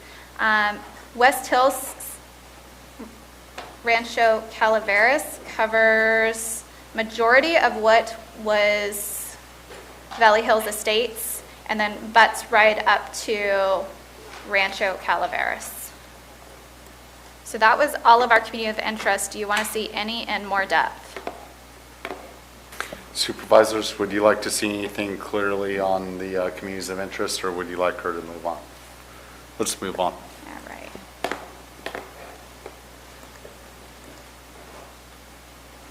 So public comments to date, I also summarized those so that we could discuss them further. I grouped them just for ease of conversation into what the current supervisorial districts were primarily. So Burson, the only thing they suggested is they did not want to be part of District 2. Jenny Lind wanted to stay with Rancho Calaveras. Rancho Calaveras, we've received 13 comments that they just want to be kept wholly within one district. And I've received one comment that it would like to be grouped with Valley Springs.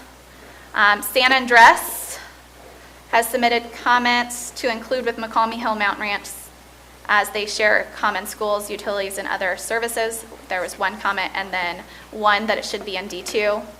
Valley Springs, we received 3 comments to keep Quail Oaks whole. The problem with the way the census blocks run is if we keep Rancho Calaveras whole, we do end up splitting Quail Oaks because there is one common census blocks that takes in part of Valley Hills Estates, Quail Oaks, and Rancho Calaveras on the northern side of the highway. And then there have been 2 comments that Valley Hills Estates should be kept whole. In the Mountain Ranch area, this comment, it was from Mountain Ranch, and it said that they did not want to be kept in the same district as Moat Hill, Glencoe, West Point, or Wilseyville. I could not find a way to separate it from those, so I have not been able to accommodate that public comment. McCalmy Hill, draft maps, version 1 and 3. So there's been one public comment that McCalmy Hill would like draft maps 1 or 3 to be approved. Paloma, keep Paloma and Moat Hill together. Paloma services and schools are located in Moat Hill. Draft maps 1 and 3 mostly align. Communities have social, historical, and cultural connection with West Point, Mountain Ranch, Sheep Ranch, and Railroad Flat. Draft map 1 places communities with a very similar shared interest in the district. So overall, 5 comments for Paloma to keep it in District 2. Railroad Flat submitted a comment that they would like to maintain in District 2. Sheep Ranch opposes draft map 4 and most closely aligns with Mountain Ranch because they share the same school districts, mail, and fire protection services. Public comments for Murphy's were related to Murphy's Pines and was recommending that Murphy's Pines associate strongly with Murphy's. There were 7 comments to that effect, and that Murphy's Pines should stay in the same district as Murphy's.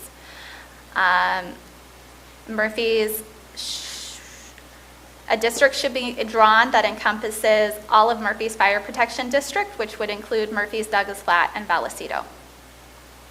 Vallecito, 7 comments to not split Vallecito between 2 districts, but put it in fully in District 3. Do not split Vallecito between 2 districts. There is a single comment on that. And then Vallecito socially and economically is tied to Angels Camp, and to keep it with Angels Camp. All of those 9 comments related to Vallecito were saying they would like to be whole, and just the one reference D4 as opposed to D3. Angels Camp, Murphy's Grade Road. This comment is stating that Angels, French Gulch, Lower Murphy's Grade should stay in District 4, including Darby down to Angels Camp. Challenges are more aligned with District 4. 2 people submitted comments to that effect. The City of Angels submitted comment that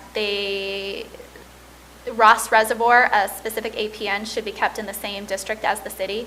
That APN does happen to have 0 population, and it should be easy to accommodate the request if the board chooses to do so. And then the other APN they referenced had 0 population as well, and it would be easy enough because it's on the boundary to keep it within District 4 or wherever Angels lies. And they are suggesting that the city SOI, the sphere of influence, be taken into consideration and be kept with the same districts of the city. And there was 3 comments to that effect, and 1 that we should plan for city growth when drawing the map. Copperopolis, keep Copperopolis with Angels Camp, viewed as a COI to share, due to shared school district and shopping. We had 9 comments to that effect. Use draft 4 map, it keeps Copperopolis whole, and with the city there was 4 comments to that effect. Keep Diamond 20 whole, do not split from Copperopolis, there was 1. Include Salt Springs with Copperopolis, there was 1. Keep Copperopolis whole, 5 comments. Keep Bar 20 with Copperopolis unless drastically redistricted, there was 1 comment. So that was all the summary of the public comment received to date. That was everything received before last Wednesday. Anything that is received will go in a later update after last Wednesday. So the current map, District 2 is 18.3% deviation from the target 9,061 that we should be at. District 4 is the second largest deviation at 10.5%. So we have discussed draft 1 at previous meetings. Its issues are there's a population deviation of 4.8%. It does split communities of interest submitted, such as Copperopolis, San Andres, Vallecito, Rancho Calaveras, Valley Hills Estates. It also splits San Andres and Vallecito, who are both census designated places, and that is the draft that pushed Murphy's Pines from District 3 to District 2. Draft 1C was the result of the meeting on the last board meeting where we discussed the maps. It had a total population deviation of 9.1%. The public comment identified Copperopolis, San Andres, Vallecito, Rancho Calaveras, and Valley Hills Estates as communities of interest, and each are divided in this draft. It also split San Andres and Vallecito, both being cities, census designated places. 1D was a version that I drafted with the intent to try to take the board's changes on 1C and reduce the population deviation. It has a population deviation of 5.9%, but splits Copperopolis, San Andres, Vallecito, and Rancho Calaveras. It also splits San Andres and Vallecito. Draft 1E was a version from 1C again. This was trying to take public comment into consideration, and we adjusted the lines to pull in more of Rancho Calaveras into District 5 in that version, and split off Diamond 20 from Copperopolis, so that Diamond 20 could be kept whole, but the majority of Copperopolis stays with District 4. The other reason for that is we also had Circle 20 in that district, and we were able to keep those at least together, and Salt Springs together, all in District 5. The communities of interest that were split were Copperopolis, San Andres, Vallecito, and Rancho Calaveras. And then census designated places, San Andres and Vallecito, were also split. Draft 2 had a population deviation of 5.8, splitting Copper, Vallecito, Rancho Calaveras, and census designated place Vallecito, mentioned twice. Murphy's Pines shifted from 3 to 2. 2A has the least amount of the draft maps presented so far. It split Copperopolis and Rancho Calaveras. And then we have 2B. The population on these versions is getting lower, but Rancho Calaveras is still split, and Murphy's Pines and the northern part of Arnold, or District 3, was moved to District 2. 2C was a variation of 2, while also trying to take in consideration some of the public comment and some of the takeaways from the board meeting last week, where we could keep the population down but also try to split fewer of the communities of interest. So in this one, we took Rancho Calaveras, everything south of the highway, and kept it in District 5, south of Rancho Calaveras, and then everything north stayed in District 1. We also split Diamond 20 off from Copperopolis, lowering the overall population of the District 4, which was needed, and balancing out the population. Vallecito in this version and Rancho Calaveras are still split.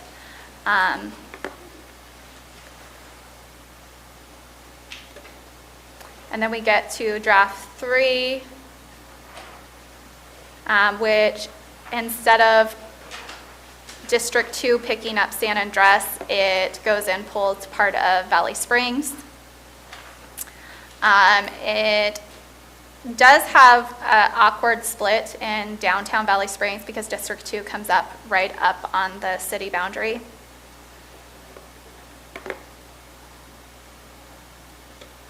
It also shifted Copperopolis with being part of District 5, and Angels Camp and San Andres are now connected as a district.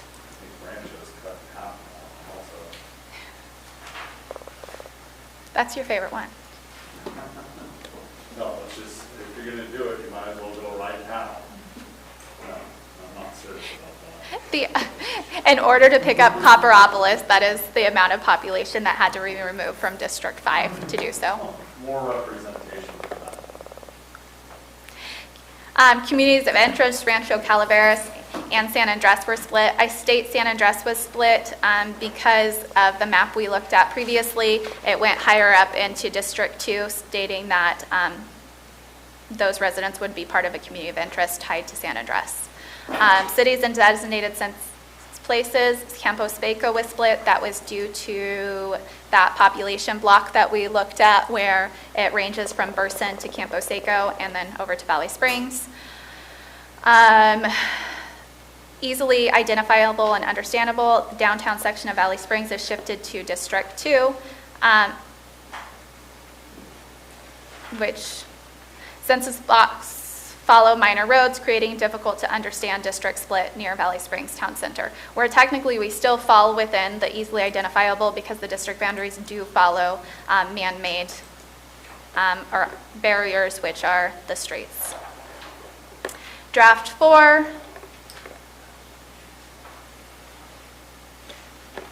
Has a population deviation of 1.5%, but communities of interest, Mountain Ranch, San Andres, Sheep Ranch, and Valley Hills Estates are split. Easily identifiable and understandable, I don't know. Arnold shifted from District 3 to District 2. Draft 5. This created Rancho Calaveras as primarily an island in the middle of District 1. District 1 then reaches from north of McCallum Hill all the way to Copperopolis. Angels Camp is now picking up, or the District 4 is now picking up Angels Camp, Appaloosa Community Service District, and a small piece of Copper, and reaching over to Hogan Lake. So population deviation of 2.3%, communities of interest, Copperopolis and Rancho Calaveras were split in that draft. And then we had the public draft 1 submittal that we discussed last week. It was a variation of our draft 2, where they followed the highways primarily, evening out the population. They then submitted this one had a population deviation of 3.4%. It did split Copperopolis, Rancho Calaveras, and Vallecito as the communities of interest were submitted. And then it split the census designated place, Vallecito. The group, the public, submitted an additional draft, which was a further equaling out the population of the original draft that they submitted. It did have an overall population deviation of 0.3%. It did split Copperopolis, Rancho Calaveras, and Vallecito. Vallecito as a census designated place as well. So that is the end of my presentation.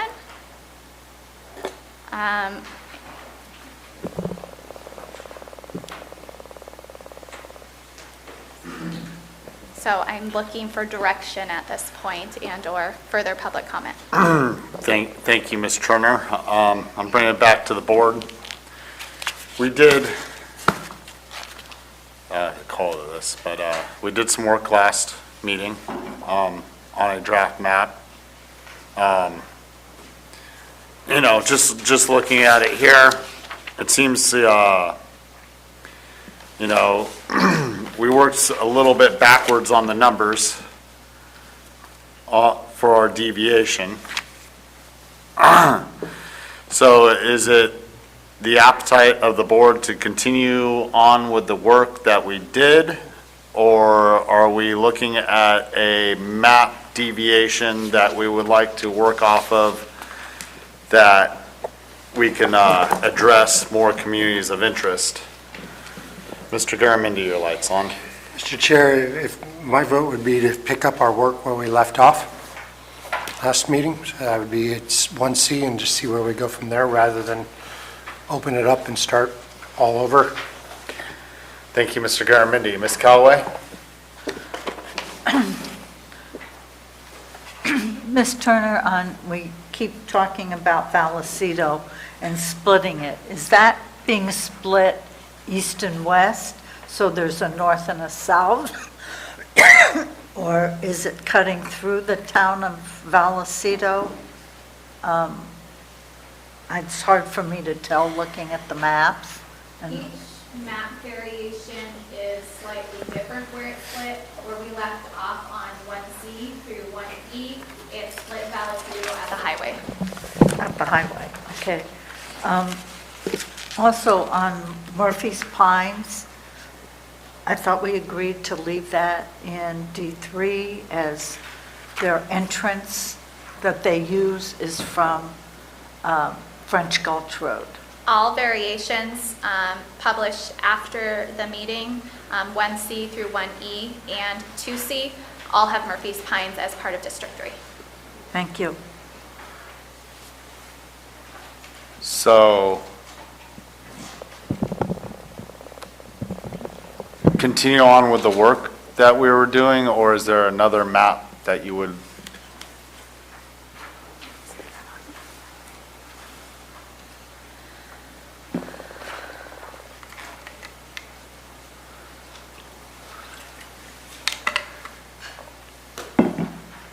Ms. Fullendorf.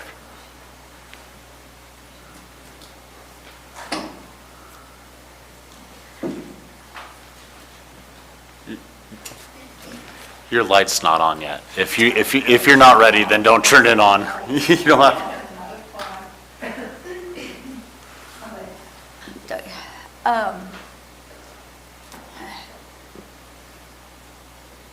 I don't know, to be honest. That's a good answer. I think like that's it. where I we're don't kind of know. all at. But I will, any one of them I pick is just gonna split. I don't know. I really don't. right. Understood.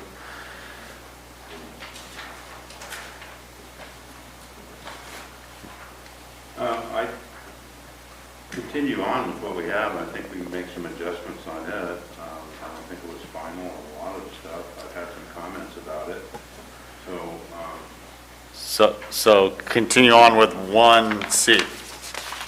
Or am I correct on that one? That's their last word left off. 1C is where the board left Right. off. 1C? Yeah. All right. Ms. Callaway. What would happen to D4 if we took all of Vallecito, if we're on 1C, and put that into D4? It would, oh, never mind. Significant. I just significantly increase. What, I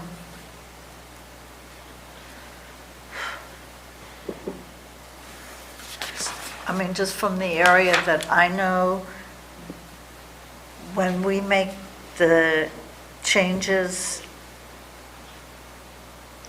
for D4, That's a significant impact down in the copper area.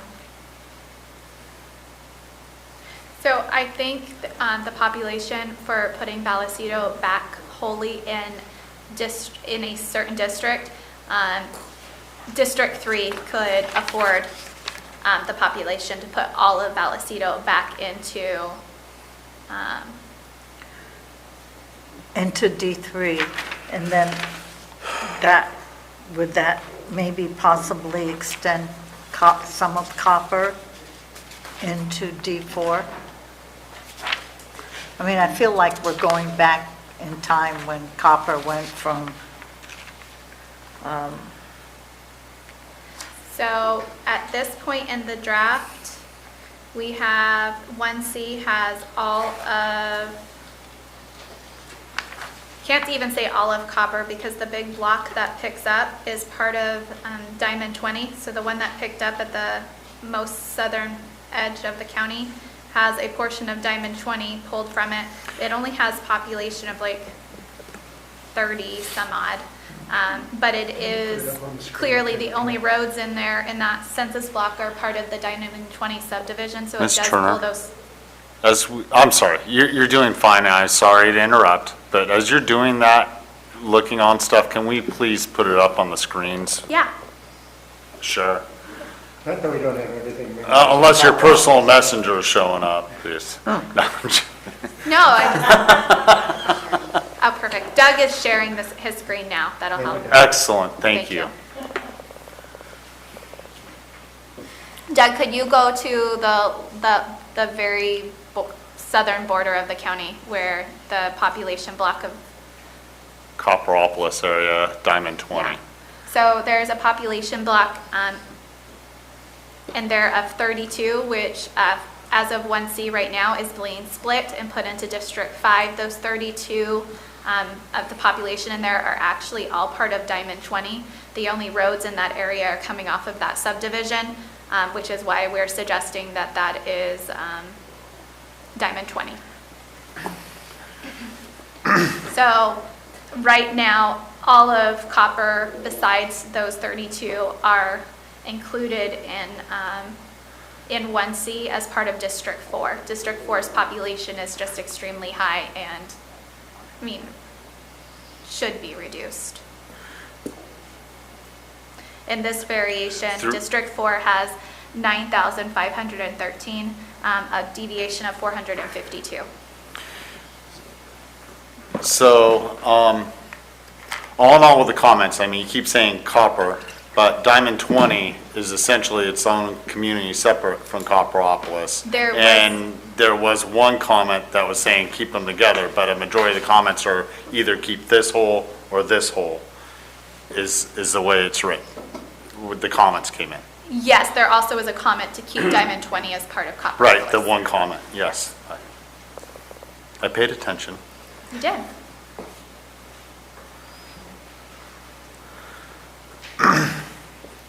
Was there something further, Ms. Callaway? So you're working forward with map 2? I'm on, C? I was Or, on 1C. I mean 1C, I'm sorry. Would you like to see what would happen to the population if we pulled all of what would be considered Vallecito into District 3? It would reduce the population in District 4. Right. Do you know what that total number is approximately?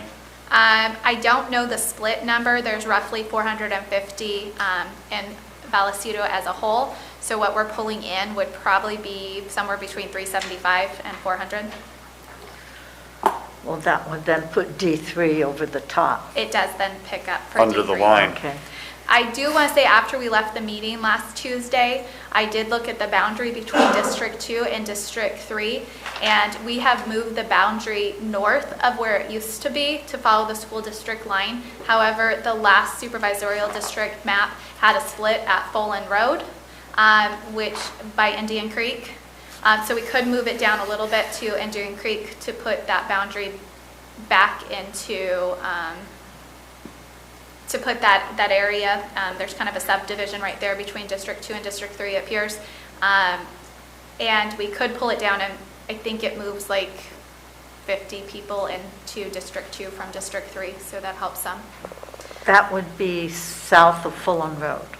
Everything north of Fulham Road, I'm suggesting would go into District 2. And what about Fulham Road? Fulham Road, south of Fulham Road would stay in District 3. North of Fulham Road would go into District 2, which follows. No, I understood that, but there's quite a few, there are a lot of people on Fulham Road. So would that go into D2 or D3? I was taking the north, and 2 would take the north, 3 would take the south. Got the houses there, and then there's this 5 or 6 houses between Sheep Ranch, Avery and Sheep Ranch. Well, when you go Avery Sheep Ranch to Murphy Sheep Ranch, there's quite a few houses in there.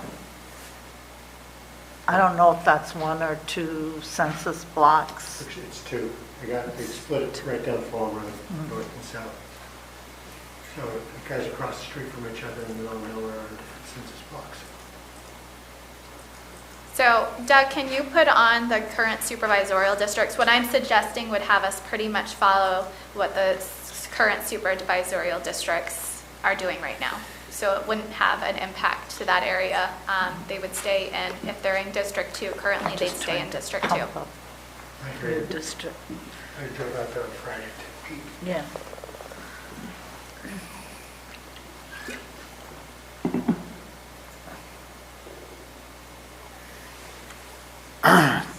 Do you want to take public comment now, or do we want to keep working and then take a little public comment on what we worked on later? You know what, well, let's take public comment right now. If the public's willing.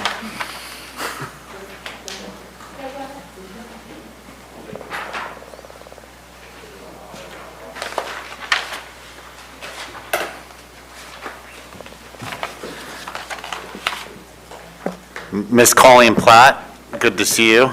I just want to start, before you start getting your timer, that we have 3 minutes. We have 3 lights working this time, I think. So, There's 7 please. copies. That should be enough for you and supervisors. We front-loaded it this time instead of talking about it afterwards. Thank you, Ben. Thank you.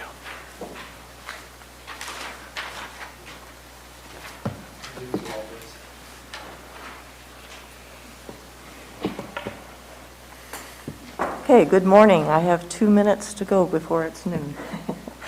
Good morning, supervisors and clerk and county clerk and election supervisors. Thank you very much.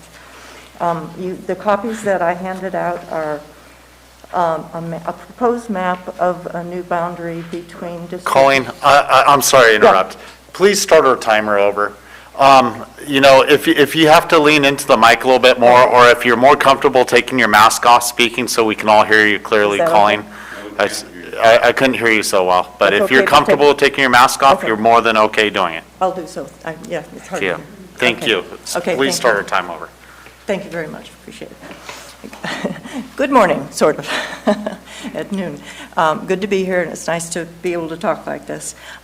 We created a map that you have in your hand of a proposed boundary between District 1 and District 5 that we feel is workable and would basically be suitable to any map that you're working on now. We've tried to balance pulling from one district to another district to include almost all of the community of interest of Rancho Calaveras, Jenny Lind. It's impossible, as Rebecca has demonstrated, to include every piece of Rancho because that includes too many other subdivisions. So this map is a compromise, but it includes as much as possible of the Rancho Calaveras community of interest. If you look at the top of the page, we follow the existing boundary between District 5 and District 1 around the Valley Springs area. And so the green line up there is the existing boundary, and the blue of the proposed new district follows that boundary. And then as you go to the west, what we did was we tried to keep the Valley Hills Estates community of interest completely whole. Currently, it's split. So we would like that area to be whole, and we know that area wants to be whole. So we took our line, and we did cut a little bit of Rancho off there. There are some people that aren't in it, but that's, we feel, a good compromise to make on there. Then the line goes down and continues to Olive Orchard Road. When it hits Olive Orchard Road, then it goes south to Highway 26, and then follows Highway 26 all the way to Burson, and follows Highway 6 south. And then what we're suggesting is, and this is up to you to balance your populations, but if you need more population in District 1, you could follow Milton Road south there to the county boundary. One of the maps that was submitted did that, and there's about 145 people south of Highway 26 there if you need to switch populations one way or the other. So that whole area of the western county, that existing boundary shifts south, and that would give you the ability to shift populations where you need it in District 1 or District 5.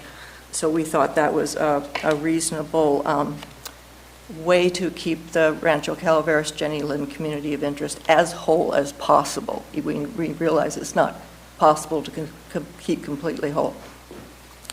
And we did go up in the La Contenta area. We left it just as it is now. It does split La Contenta a bit, but I understood there was not many comments from that area that they didn't like it the way it was, so we thought we'll leave that as, because then you just start messing with a big population up there if you start moving the line up there again.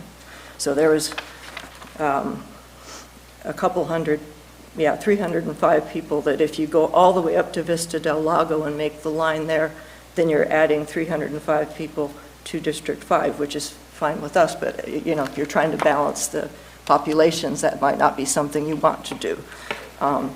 And it does include the Quail Oak subdivision, but that's the existing boundary now that includes the Quail Oak subdivision, and it didn't seem to have bothered them all this time. We understand they want to be whole too, but if we remove that, then it removes about 250 lots in Rancho Calaveras. So we felt, you know, Rancho Calaveras is a very important community of interest. It's got a boundary in the general plan land use map. That's a set boundary of the Rancho Calaveras community of interest, and the community services area, the road boundaries, the service district is exactly that boundary too. So we feel that's a very important, oops, sorry, my time up. Sorry. I didn't notice either. Thank you for your comments. Okay, Good work. So we understand this is very, very difficult, and we appreciate the work that you're putting through. So just keep that under consideration. Thank you. Thank you. Can I make a comment on this map? So I did make a rendition of their version this morning, and the population they adjust either way does equal out, so it makes roughly the same population if we followed that line. Thank you, To both districts. Ms. Turner. Hi, my name is Brenda McHenry, and early on in my playing with the community mapping device, I found I have made myself my very own map. And I'm kind of here to apologize for that, because it was not my intention to do that, but obviously I hadn't worked on the mapping device as well as I should have. So it was just a comment, and you can certainly ignore it. But there is a section in there on the community mapper that says, that has my name on it. And it shouldn't be there. That's all I have to say today. Well, thank you. You know, playing with it is how we learn. Exactly. That's how I learned. It's kind of like sending out an email before you're ready. Thank you, Brenda.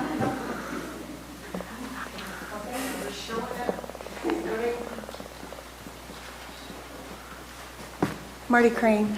I just wanted to say that one thing that Colleen was mentioning about Quail Oaks and La Contenta were split 10 years ago, and it was upsetting to many people, and they've had 10 years to adjust to that. So to split it again is just like ripping the Band-Aid off or whatever. So, keeping it as close to what it is now, it would be nice. Aside from the fact that they're in different districts, separate districts. I just wanted to address one thing. I live off of Silver Rapids Road, Highway 26 Silver Rapids. If you go up the hill, Blair Drive dead ends into Ross Road. Right now, thanks to 10 years ago, the far side of Ross Drive is in District 1. My side of Ross Ride, on the lower side, is in District 5. That doesn't work. It's kind of like what you were talking about, your road, which, the people across the street are in a different district. So it occurs to me that there are only two ways for people to go to Rancho or Valley Springs proper. The first one is down a dangerous, scary, windy, downhill road and out through Quail Oaks to 26. Or you can go down Blair, and there's one other street too, to Silver Rapids to 26. If you were to go to Ross Drive and want to go to the other side of the street behind those houses, you can't. It's a mountain. It just drops off. And so anything over there, those people aren't going to try to get to 26 and Valley Springs by going down that scary road. They're going to have to come back down through Silver Rapids, Rancho, to go wherever they want to go, or take their life in their own hands. I can't imagine anyone ever venturing down that scary option 1 after having done so earlier. Traveling up that road, you're constantly thinking and watching for a vehicle flying down like a fun go-kart run. It can and does become a life or death obstacle course. So both sides of Ross Road, this section of Ross Road, I believe should remain in District 5 for safety reasons and to preserve a community of interest. So thank you, and I'm so impressed. Thank you, Ms. Grant. Thank you.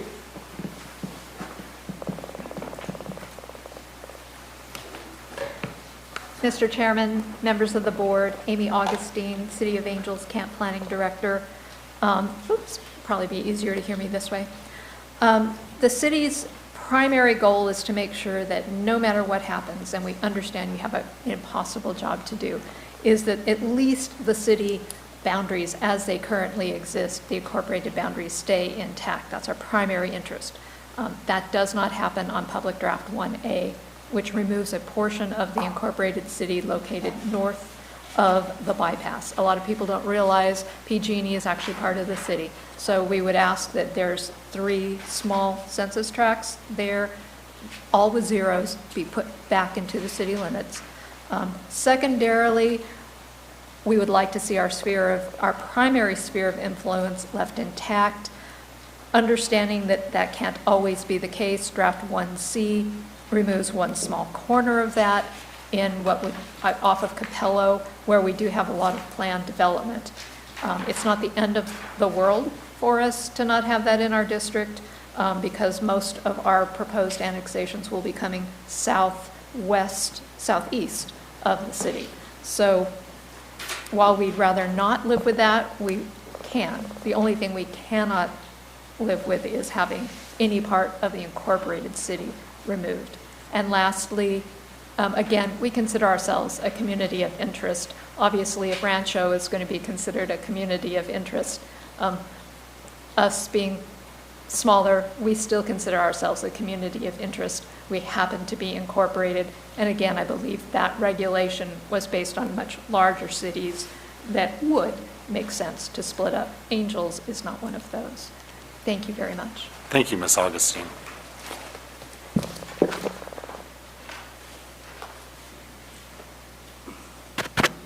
Yeah, I got a question for you guys.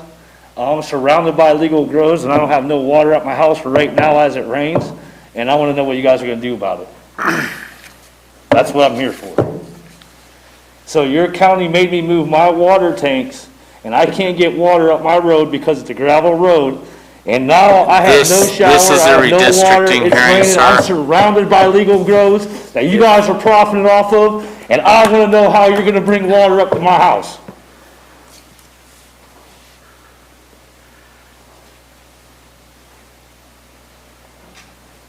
as chair of the Calaveras County Board of Supervisors, I'm declaring this person is willfully interrupting the public meeting. I don't care what it is.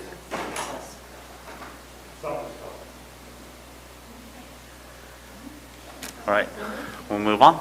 Thank you. Ralph Copeland, do you want to follow that up? Oh, heck yeah. I got a lot of water. Okay, first, Mr. Stopper, if you read all the Copperopolis comments, you will see there is Diamond 20 mentioned in most of the Copperopolis, just not the one or two. I'd also like to make the note as far as respondents to Supervisor Garamendi, we have over 20 comments for not splitting Copperopolis, where San Andres got 2 and Vallecito maybe 9 or 10 at the most. So yes, it's very important for Copper not to be split, and it shouldn't be split just because San Andreas is split and Vallecito is split. That being said, aside from D4 Supervisor Amanda Follendorf, whoever adopts Rancheria del Rio Estanciero, which is the property that will become Tuscany Hills. That is a property behind the wastewater treatment plant, and the property runs to the water. You will be inheriting a hornet's nest in regards to future development. It's a planned gated golfing community, building on the lake and establishing a boat launch. This will bring a recreational and environmental nightmare to Lake Tulloch. CCWD is playing a shell game with the ag projections and sandbagging water futures for the future golf courses.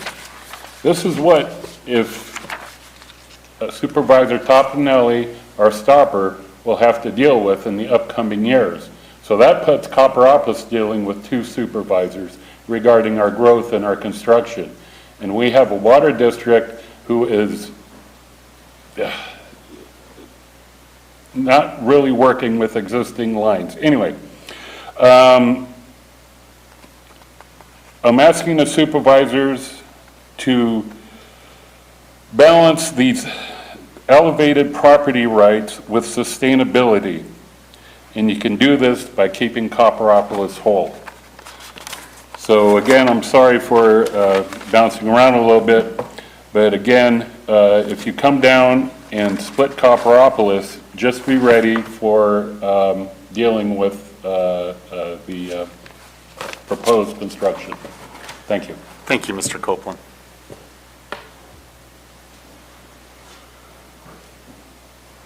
Roberta. Hello.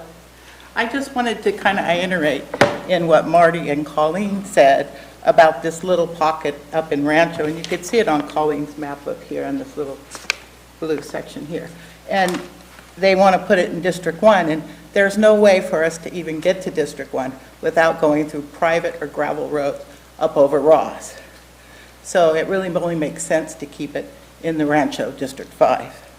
Also, I did have one question about the growth in Gold Creek. That's going to, in the next year or two, probably increase in population over 200. Is that something that we should be considering in these plans, or we can't do it because it wasn't in the census? You just answered your own question. But it's, you know, it's a legitimate one I had early on in the process. Okay, so therefore, but besides being not able to get to District 1 without going through District 5 in this little pocket, I also agree that just take a little bit from La Contenta. It's been split. It doesn't seem like they have a lot of input. They really are more of the community of the Gold Creek HOA style of living, and it would just make more sense to move a couple streets there if you need to take the population to make up for this little corner of Rancho. And that's really all I have to say about that little corner of Rancho. So, thank you very much. Thank you very much for your time, Roberta.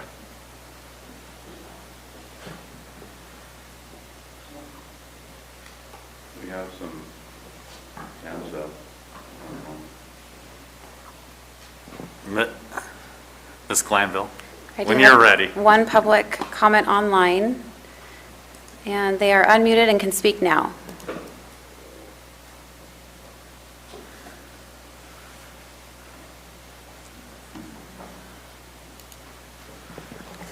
Mickey, if you can hear us, you're unmuted and you can start speaking to the board. There, okay. Thank you. Good afternoon. I just wanted to make an additional comment about Murphy's Pines, because I am one who has advocated for it at least not to be in D2, which for access doesn't make sense, but we actually have always been in D4. So I just wanted to mention that if, say, moving Vallecito, all of it into D3 needed some offset, I don't know how much of it is, but Murphy's Pines has always been in D4 as long as I've lived here, which is 23 years.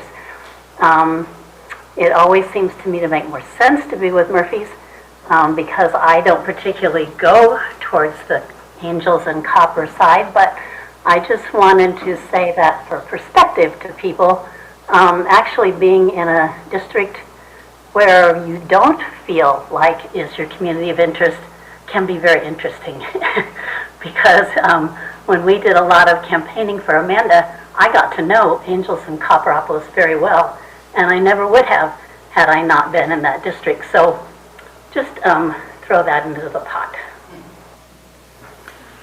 That's all. Thank you. Further public comment online? There is one more. Janet, you can go ahead and make your comment now. Good afternoon, Janet Sterling, and I am a resident of Diamond 20, and as has stated previously at this meeting, at the last meeting, Diamond 20, now I am on the south side of Diamond 20, and I know my neighbors also have made a few comments. They've written in a few comments, and we would prefer, again, to stay with Copper because that's who we associate with, is Copper and Angels, as I stated at the last meeting. So I know looking at the maps, we've got one map, it was draft 1A, that splits Diamond 20, which obviously we prefer not to be split, but if we did, the north side seems to be less concerned with their, with the issues that we have. It's split, which makes logical sense to be split along the Highway 4 corridor. So again, we would just ask that that Diamond 20, at least the south side of Diamond 20, stay with Copper and Angels in D4. Thank you. Thank you.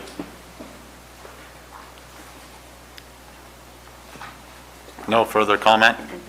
I'll bring it back to the board. I'll go ahead and start, working off of 1C. I think there's some concessions here we can make in Rancho Calaveras to address the issue. Personally, I think this map here, looking at it with District 1, it's nothing different than not much different than what we have in our draft 1C here. Come on, there it goes. Gotta find my mouse piece here. But Mr. Toffanelli, could we discuss, I'm not talking both sides of Ross, I don't think. I'm talking more so going. 1B or 1C? Or 2C. I'm sorry. 1C. I'm all over the place here. 1C and the submission by Ms. Colleen Platt here. And then there's, to make up on some of those numbers, Mr. Toffanelli goes down the west side of the county towards 26 and across 26 there. I think we could even out the numbers there a little bit and address some of the community of interest issues. I'm a lot more comfortable with the population being close to what it is if we address some more of these community of interest issues when it comes to the deviation. What do you think, sir? Well, when, Rebecca, when you said you, this morning, used this information on a map, were you putting this information on 1C? Which map were you putting this into? It's not one that's drafted yet. It's actually a version that we're calling 2D, but it would do the same thing for this variation, I believe. If you followed the lines that they're suggesting, they are taking the same amount of population on each side and just shifting it. So I think it's a plausible line so that it won't change the overall population of either side. Well, it'll change it slightly, but not as significantly of either side of District 1 or 5. But that depends on the rest of the map. That's what I'm saying. Are you adding this to the draft 1C and leaving the rest of 1C the same? Because if you change it, if you add this on 1A or 1D or what have you, it's going to change. So you're looking at 1C and redoing these lines on the map that we decided we were going to go by. I have not made the changes on 1C. However, I do believe that it would make the same population shift changes to either side of District 1 and 5 if we followed that line. Okay. I could be missing something, but I think if we went down that route, we would.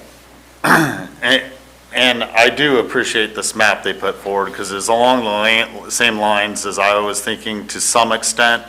There's certain things I think here we can still work one way or the other. I mean, the block of 113, I believe it's 113 up there on the upper part is a substantial block that goes all the way around, trying to remember the name of the road. I drive out it all the time. There's good people out there. Quail Oaks, the backside. I mean, that's a fairly substantial block, but, as Ms. Colleen Platt did say, Rancho does cut up in there, but there's, if this line they have drawn here in the blue definitely addresses some of the parts of Rancho while leaving Valley Hills Estates intact. Should we have Doug share the map again? I would appreciate that. Okay, Doug, would you mind? And I just sent you the map version that we're talking about as well. And then we can pick up the population down here when you go over to Olive Orchard Estates on the southwest side. There's a big block there, 135, that's picked up. The 107, I mean, there's substantial blocks that can be moved on the west side of the county that can pick up on population to make up for that. And I think there's already a portion of lock antenna that was put back onto with Vista del Lago in 1C that I would think we could leave the same. I mean, we could concede that those census blocks are splitting those areas, and we don't necessarily need to change those because you get into a substantial population in there very quickly that would throw our numbers sideways.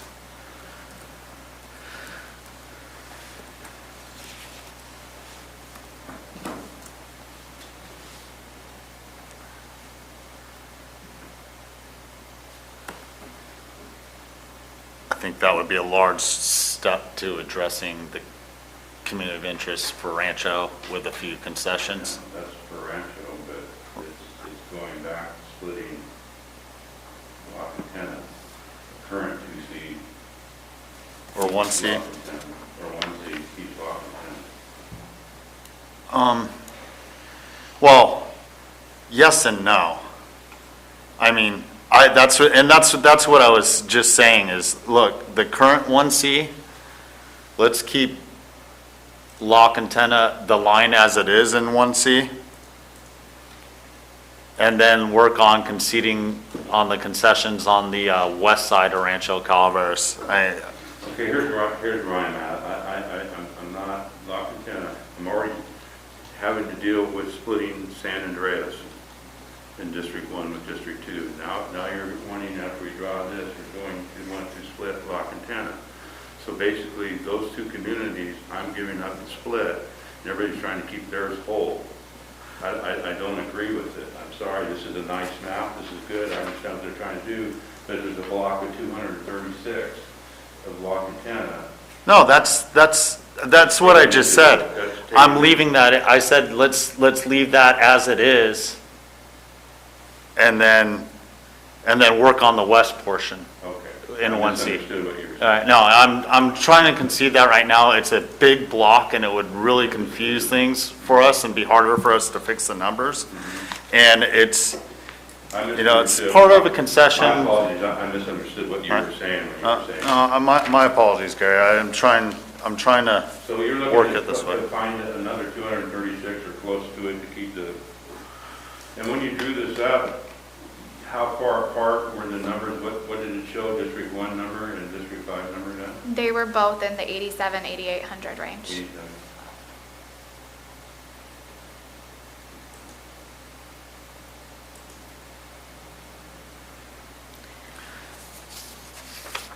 Very difficult then. I know, it all is, Mr. Toffenelli, and I'm not saying that La Quintana isn't as important as Rancho as a community of interest. It's just, the census blocks confuse it all for us.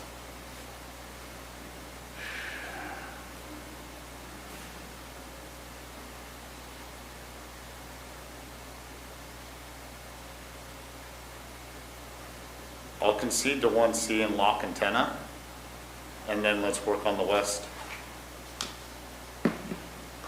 Well, I'm looking,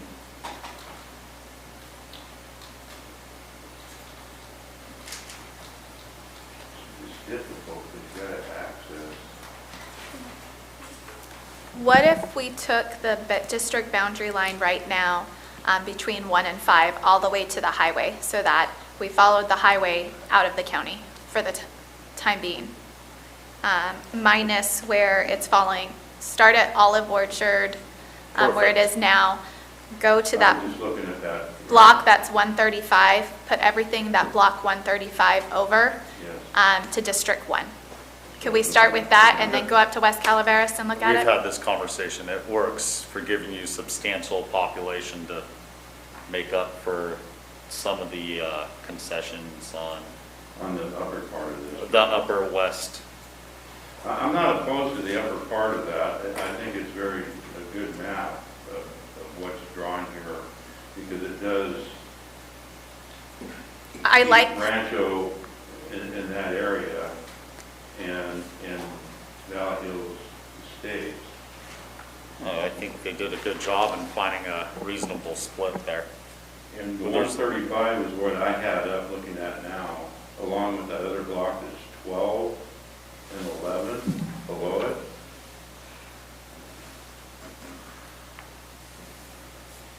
Here, let me zoom in on the right part of my computer because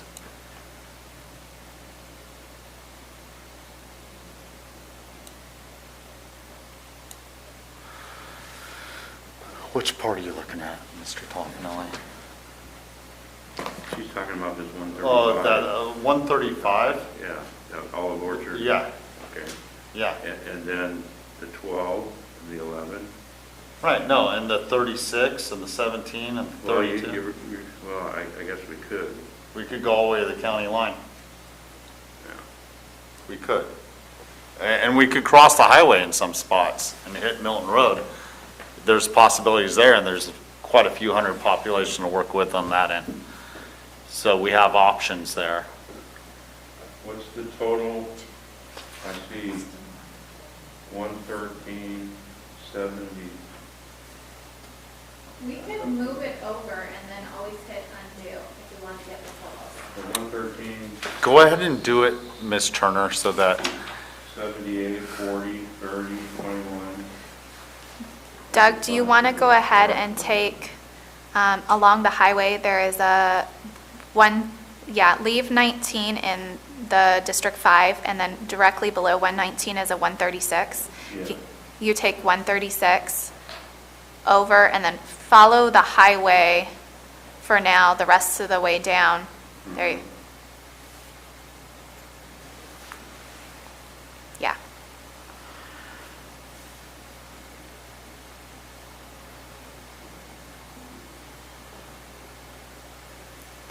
So right now, that puts District 5 down to 7,700. Right. And moves District 1 up to 10,000.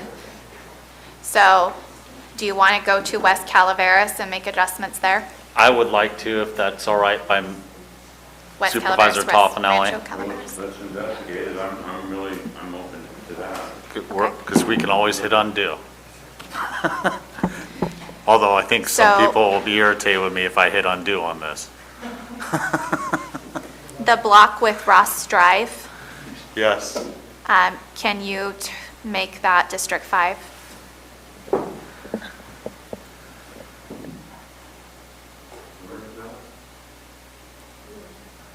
And then those blocks inside, yes.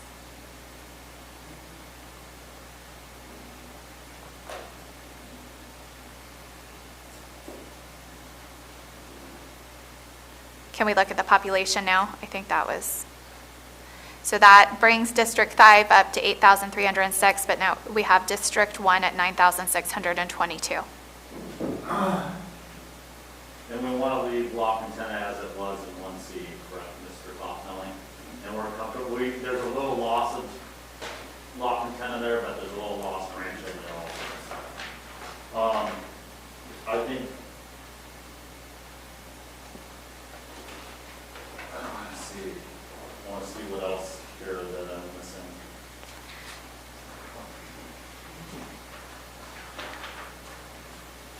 So,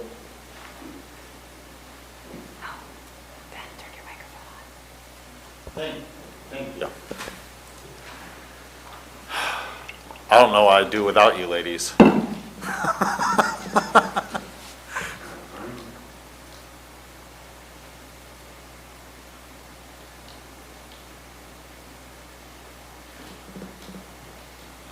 So those numbers that you have up there, Those are the current numbers, the way it's drawn now.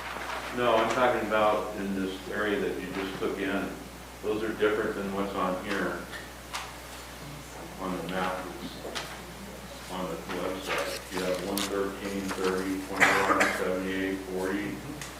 Yeah, Doug, do we have the right population layer in there? Okay, so is it, okay. Because the 114 I do have as 113.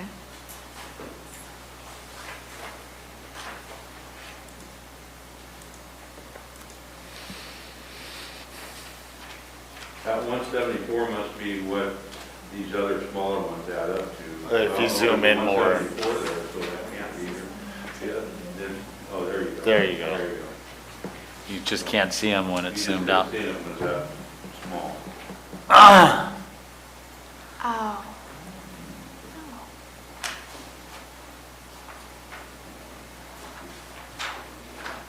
Okay, the 114 is different.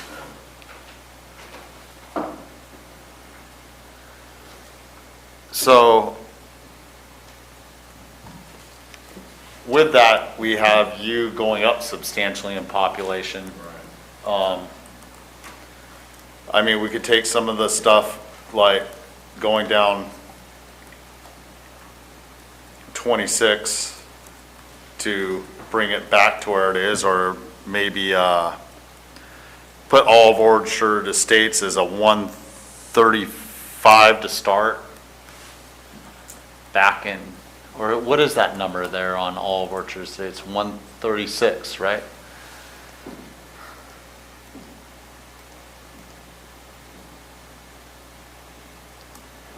Where does this work, Mr. Toffanelli? Because Olive Orchard and Garner are kind of like the same road. People go both ways, and Yeah, one side is Garner, one side. right.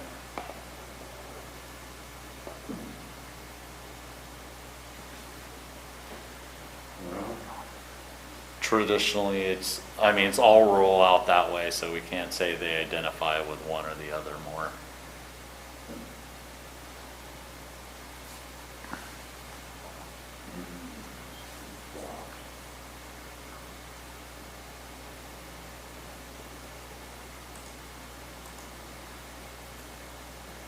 Did we go up a little farther towards Berkesee and see where we're at on that line? I just want to see where it pans out. Okay, so that was moved up from Berkesee to the next road below Crestview Drive. So that leaves that 376 intact, or 370 some odd. Can't read that number from here. 378. And yeah, no, that. I think we can't do anything with that there at all. So, pan back south. Down to the Olive Orchard. The 136. And 107. And 13. That would bring those two numbers a lot closer for right now, and then we could play those numbers back and forth later as we work on other areas of. So the way it is now, we haven't heard anything from Olive Orchard Estates, but it does keep Olive Orchard whole. I don't know if you want to look at the south side of the highway. It's rural down there. There's not necessarily a subdivision that I'm aware of, and pull that way. We don't need to move any more population from the south side of the highway to District 1 anymore because of the numbers the way they No, are. you're exactly right. Sorry, So I think no. those two, try putting those two population blocks in District 5, please. Right now, 26, north and south, sorry. Sorry, I'm confusing that. 136 right there and the 12. And the 10, what's that higher number up there, 106? We have to go up to where the top of that is again. Right, that's, because those are both Olive Orchard Estates, the 107 and the 136. It may be all a part of, can you drop down some? And then the top will go to that 107, because it could go over the hill into Valley Hills. There's what are our numbers at right now, just real quick? Much closer, but we still gotta go. What about those 225s right there? We're at 93 and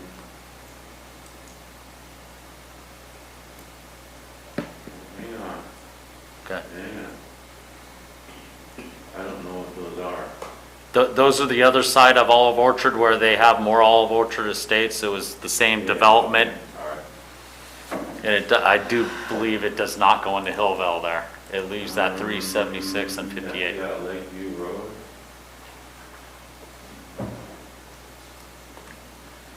Stops before it goes down it.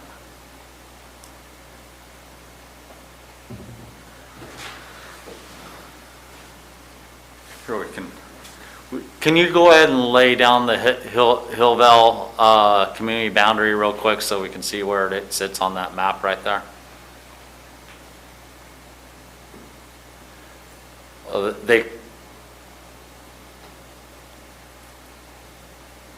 don't see it. I only see a red line, and that goes across the highway into Rancho. There it is.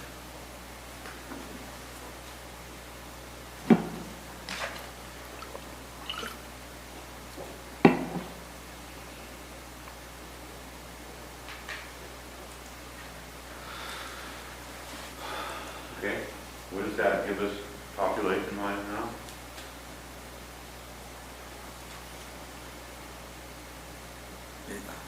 Can you pull the population up, Doug? Oh, he just have it. Off the top of my head, near 8650, but I could be a plus or minus 40 or something. District 5, 8658, and District 1, 9270.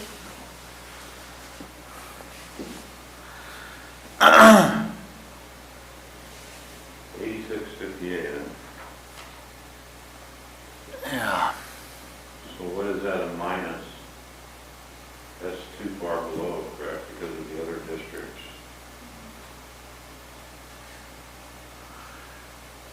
we could work down towards the, more down 26 a little ways and take a look in that area. Yeah. There's some substantial ones, but I don't think we need to do too many substantial ones. Can you enlarge that just a little bit?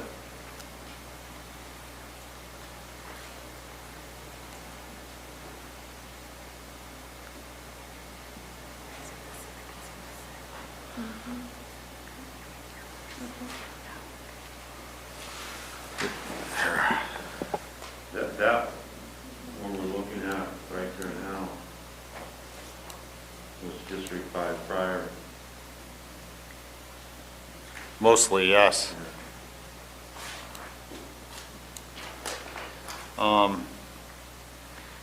That 211's quite a hit, but we have that one side of Burson Road coming off of, from that 107 where I put on the 36, and then a 37, a 49, and a 17, 32, and 7 right in that area. Can I add in this version, we still need to adjust the split between District 4 and 5 as well, so that could impact the population of 5? No, that could pick it up, and then there's actually a little left in District 1 to be able to maybe possibly work something with District 2 right now. I don't know. Just a suggestion.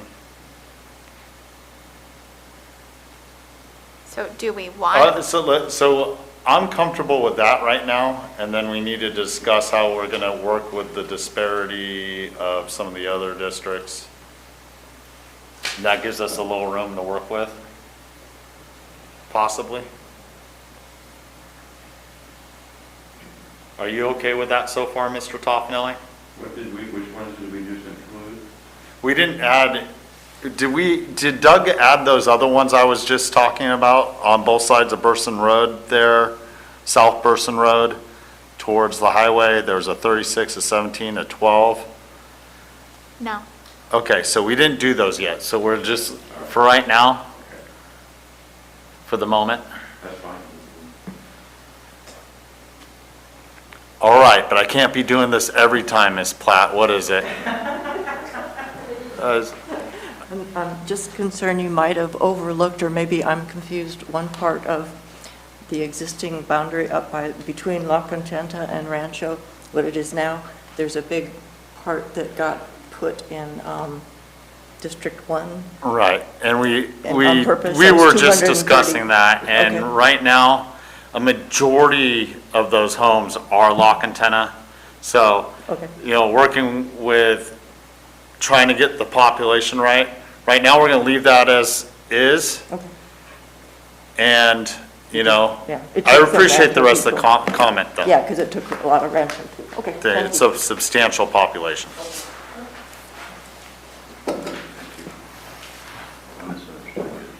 No worries.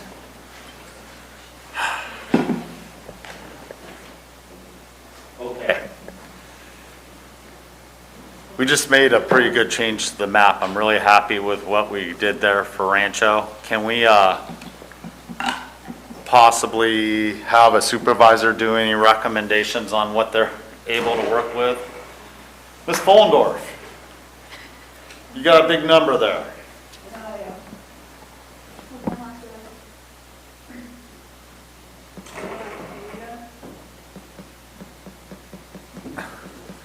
We're looking at trying to reduce your number.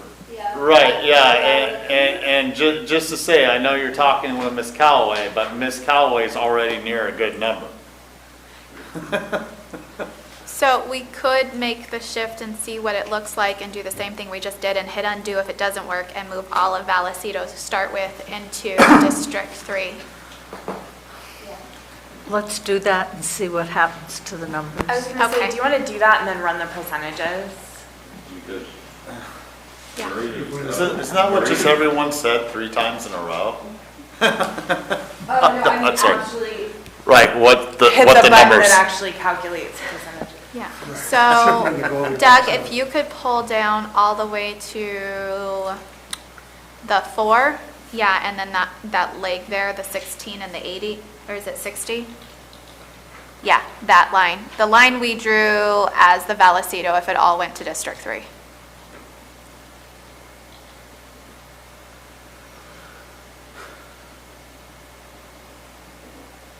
Yeah, perfect. And that puts District 3 at 95.25. We could make if we went to Folan Road right by Indian Creek, I think it brings District 3 down far enough. We also could look at going towards Murphy Pines on Darby and French Gulch and pull a little bit more into 4 to accommodate. Those are areas I have made concessions to get the population adjusted. So in here, there's the 83 that is actually, I think that's where the Studio 4 Fitness is. Historically, that side has been in District 4, but it would be splitting it from the rest of Vallecito. Or is the opposite? The back part behind the fitness. He's always been in District 3. 3. Yes, you're right. And the rest of what was in Vallecito, And the the southern rest part. was in 4. Yeah, you're right. So I think Supervisor Follendorf and I somewhat agree if we're going to split Vallecito, Do it should be at the highway. Okay, let's go north then, and look at the Darby-Wessel French Gulch area. South, sorry, at the border between District 3 and District 4.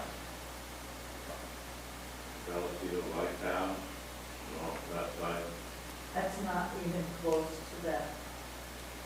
It's down there, closer to Angel. Doug, can you go south, but more like 6 by 6 Mile, sorry. I'm just moving you all around. I can only see a little bit of the screen. What is that? No, that's 6 Mile there, the block.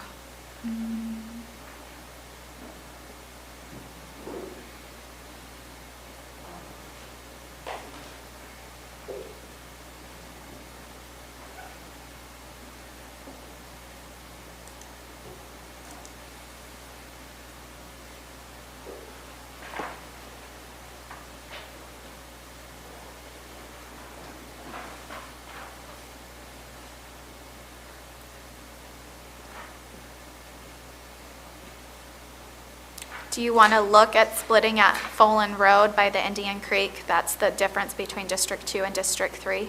Using Folan Road as sure. Okay. Can we go up to Folan Road? D3 on the south and D2 on the north. So can we split at Folan Road, putting everything north into D2?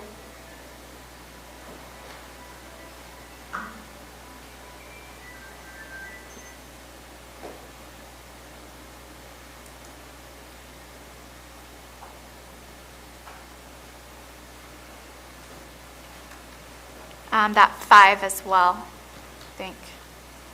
Yeah, does that do? I think that's where it has to stop, yeah.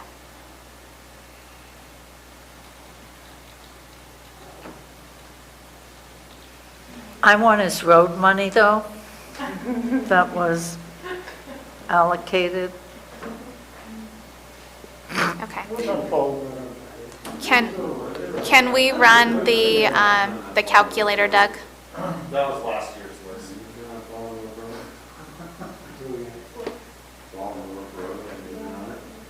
Follendorf Road is in D3. And because of conflict of interest, it has to stay there. How close are we to percentages? I draw a circle around it. South Road, I want to go down. Doug, can you run the stats on that? Susan's asking us not to chit chat unless we have our mics on. Thank you. Susan? I'm running this meeting. Can we look at the details on the overall range?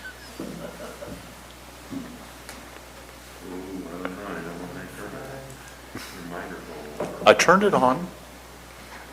8.85.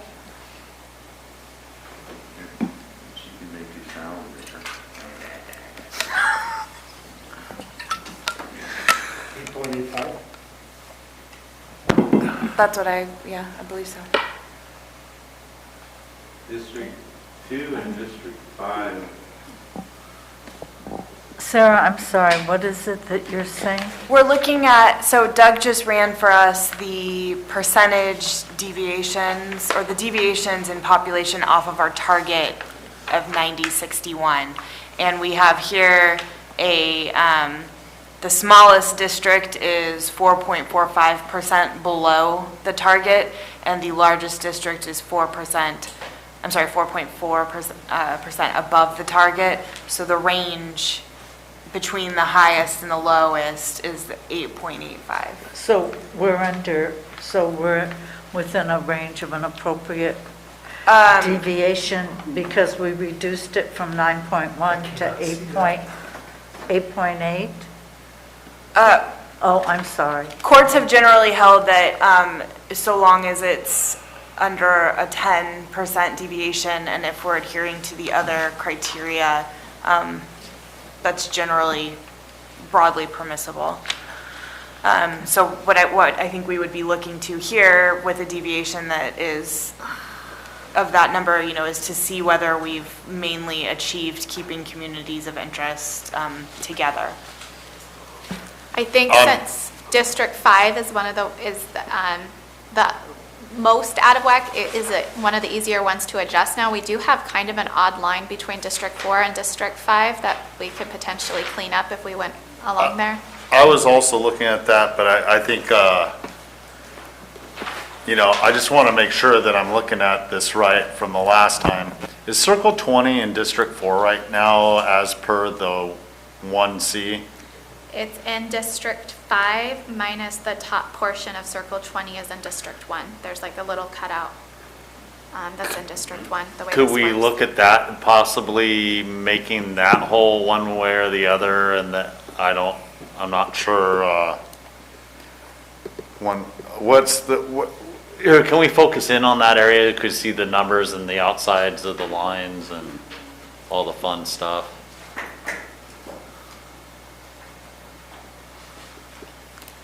Could you add in the subdivisions or the CSAs, Doug, so we could see the outline?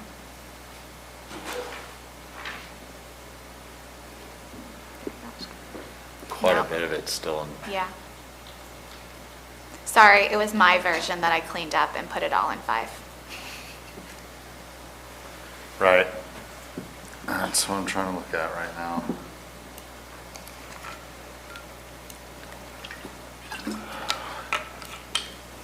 There it is. Ms. Edwards, excuse me, can I ask Ben? So what would happen, or could we just do vote at large versus by district? Is that allowed under the state constitution? No, is the short answer. Okay, then we could close up shop for the day. Yes, then we wouldn't have to do any redistricting at all. Wow. You get everybody voting for a few. Never mind, I'm not going down that rabbit hole. So what were your thoughts here? So Let's see, what are your numbers right now as opposed to, what are District 1's numbers as opposed to District 5?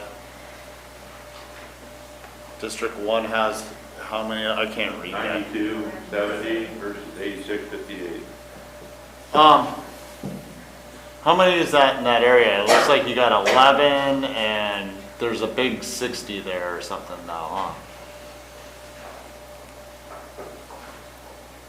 is there opposition I think to we would putting? want to keep it to one side of pool station, right?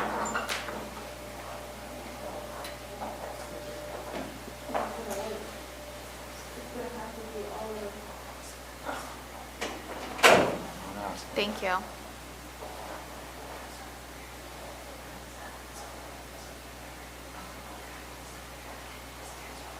There's 192 in that section that's blue right now.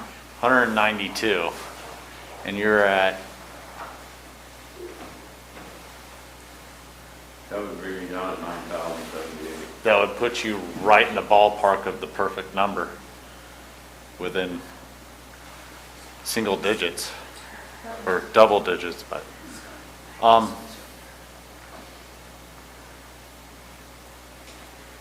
I would like to, I think that's a pretty good area for bringing that number closer.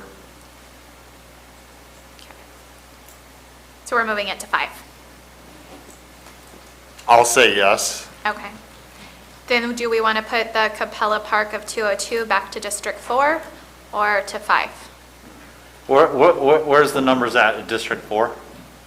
District 4 is sitting right at 9,100, so they probably could afford to take the Capella Park back, and I think that would make the city. Capella Park, but where's District 5 sitting? District 5 is now at 8850. Okay, what's the numbers in Capella Park? Let's just look at that. 202. 202? It puts it down to 8,600. We're moonwalking again. No, it's in District 1 right now, so it has to go somewhere because we just cut it off from District 1. Oh.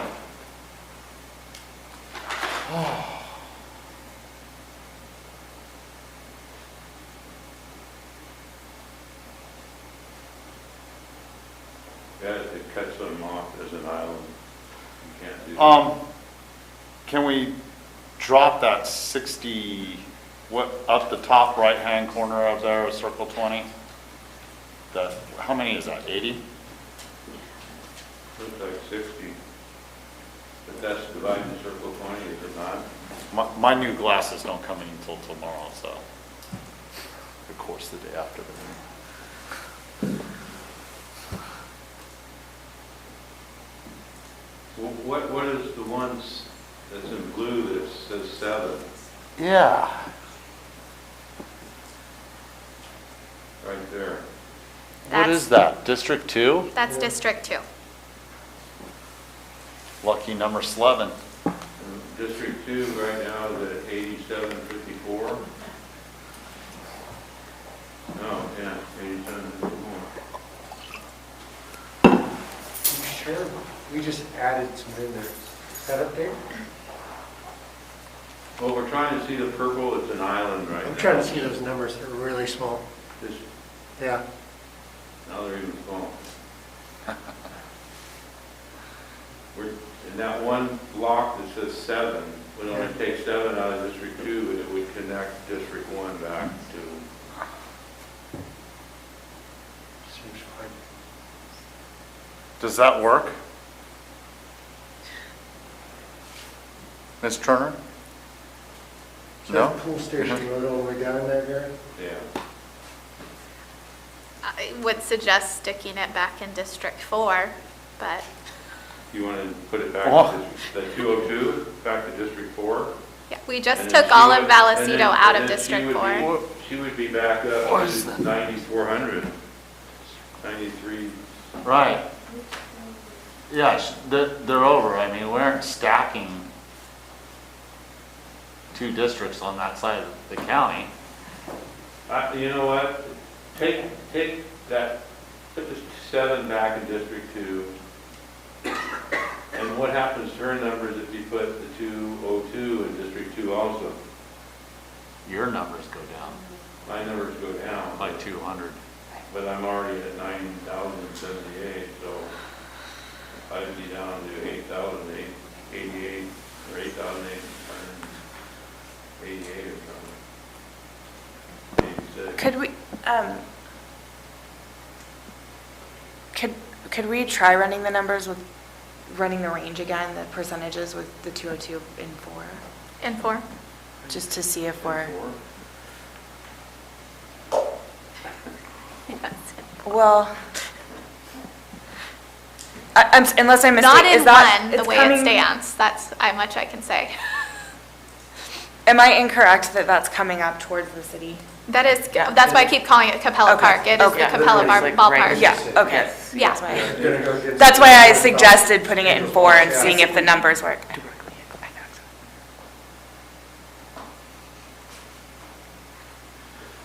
Can we do that and then run the numbers? Is that all right? Okay.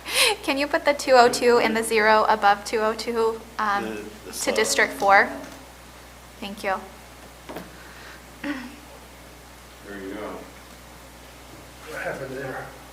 Oh, it's the four corners. District 4, it's the 4 corners. And that's part of what the city came, that they wanted to include. that we took out last week. 0.37. We're, So 7, less than 8. 7.79. 7.79? we just addressed Circle 20 as a community of interest. We just addressed Angels Camp as a larger community of interest or, a city. Vallecito's. Vallecito's addressed. We've got a small issue down there in Diamond 20 on the south side of the county.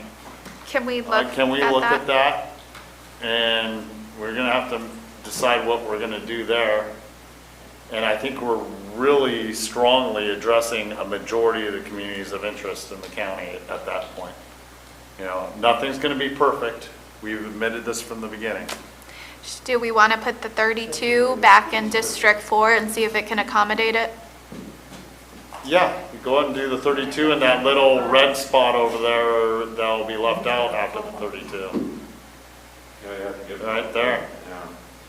I think it's a 0, yeah. Yeah. The 0 down there. Those are Right. Can you run the range check again, Doug? That's the real Baja Calaveras. That puts District 4 at 93. That's not too bad. That was fairly significant on the numbers. So we just addressed Diamond 20 being with Copperopolis as a whole for the most part, right? Am I correct? I think the only thing we split off is a tiny portion of copper, which we have had comments to suggest that is not. What's the number in that block? Because it's so large. The boot right there. Yeah, the boot. What's the number on the total boot? Well, that north of that, Doug. Sorry. Just click on it and then hit information. It's 28 or 20. Right there, that's 20. 20? Yeah. Go south. South.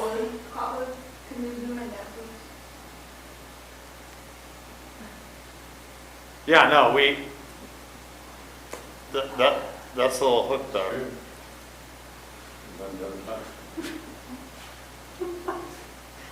Put that in District 4. The 20, that boot. The boot? It's in District 4. Oh, okay, never mind. What's that large section going in? That's 77. It goes from Salt Springs all the way up to the boundary of Copper. Sometimes I just don't understand why they drew things that way, but. Some of the blocks make no sense. Right. Nothing for them. And the 0 down there too, I guess. 77 there? And 0. That would substantially change the numbers for the worse. Leave that in District 5 for now. Okay, I say we could do it and run the numbers, but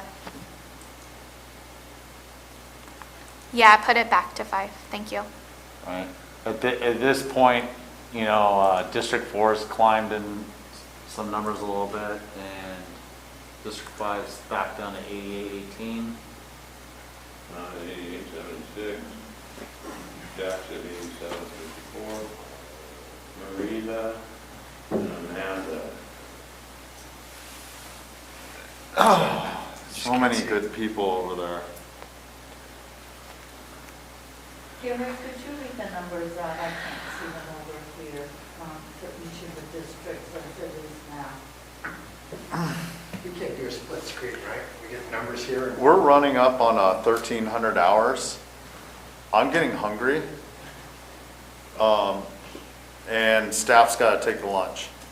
So I think we've done some good work here. I think we can do a little bit more after lunch. But I think we're getting quite a bit closer to something that works. Does that mean Ralph's going to buy us lunch? Is that what you say out there? Dessert, lunch, dinner? Oh, no. If we change it after you buy us lunch. There's no such thing as a free lunch, right? We'll stop at that. Lunch? We're all good with lunch, right? Thank you. Miss. What time are we going to come back? Oh, my apologies. Let's come back at 2:30. 2:30. It's almost 1:10 now. 2:30. Okay, I'm gonna stop everything then.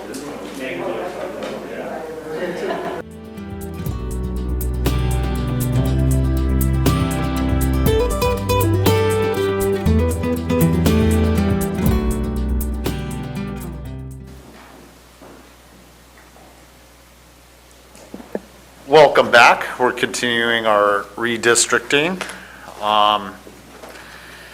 We're in the middle of deliberation. We're starting to talk about, where were we at, Ms. Turner? I think we just moved Diamond 20 back into District 4. We'd addressed Circle 20. We addressed Rancho. You know, I think we brought our numbers in a little closer from where we're at on total population, but we've definitely addressed many communities of interest along with Vallecito. So is there any other interests by the board at this time? Mr. Chair, can we throw up the numbers again just so we figure out where we're sitting? I think we have the technology. Doug, can Bigger, you stronger, share faster. your screen again? They specifically want to see where the numbers left off on the last map. And that's as big as it, well, that's bigger than it's been. So. Gary, could you please read them Oh, out? that's I cool. can't see it. Do you want the numbers? District 1 is 8876. District, Wait, go ahead. Go ahead. okay, District 1 is 8876. District 2 is 8754. District 3 is 9460. District 4 is 9398. And District 5 is 8818. Thank you. What's our deviation? Will you run? Thank you. Thanks, Doug.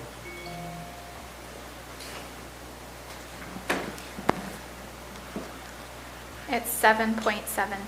Oh, no. 7.79. Thank you.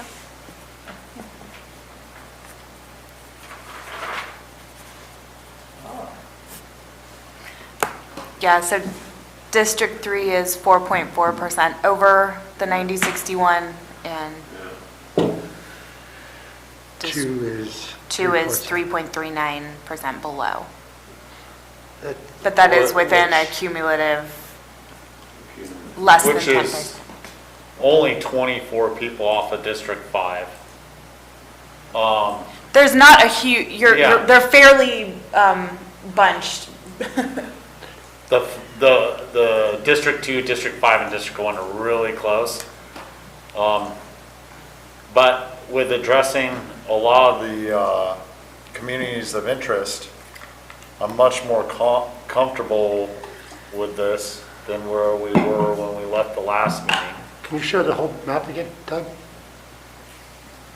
I mean, we might be able to do a little work here and there for population, but it's...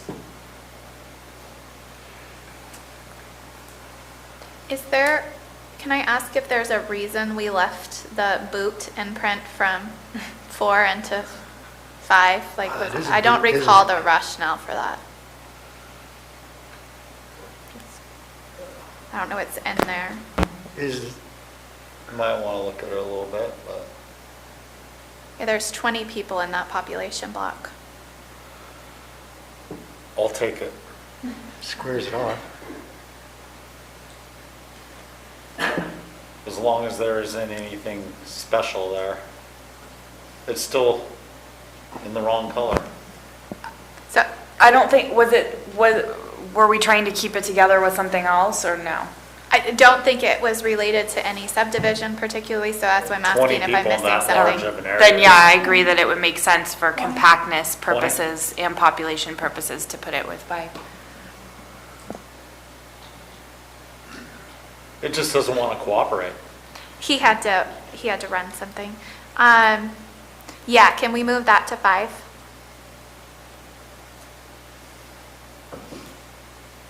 Doug's like the Wizard of Oz. We don't hear him, but he's just Click, moving things click, around. click. He is Oz. He is awesome. This might be a good nickname for him. Behind the curtain. Who is that masked man? Is there any other interests of the board? I do have a couple questions. Can we go into, click on San Andreas? Can you Do you zoom mind into turning your San mic on? Andreas? Can you click on San Andreas, please?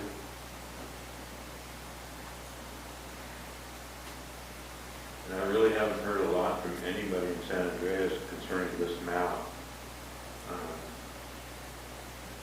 There have been a few people.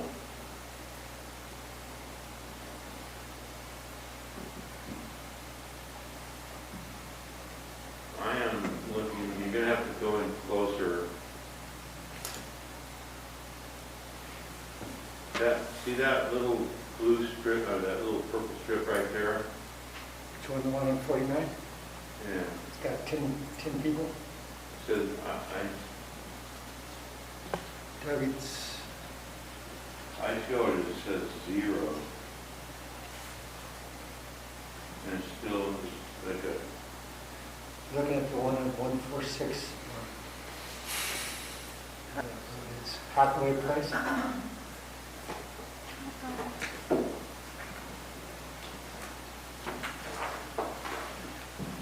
Looking at this one, Gary? Oh, yeah. that's that little purple, Strip in there?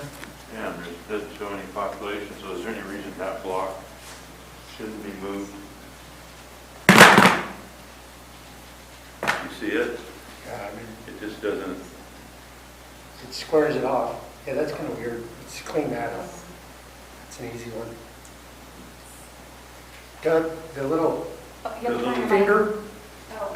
Supervisor Garamendi, if you can turn your mic on. The little finger piece, I think, is what Gary's talking about. To the west of that 80, of Toyanza. and that's where the tractor is, the tractor business, and A1, sure, A1, yeah.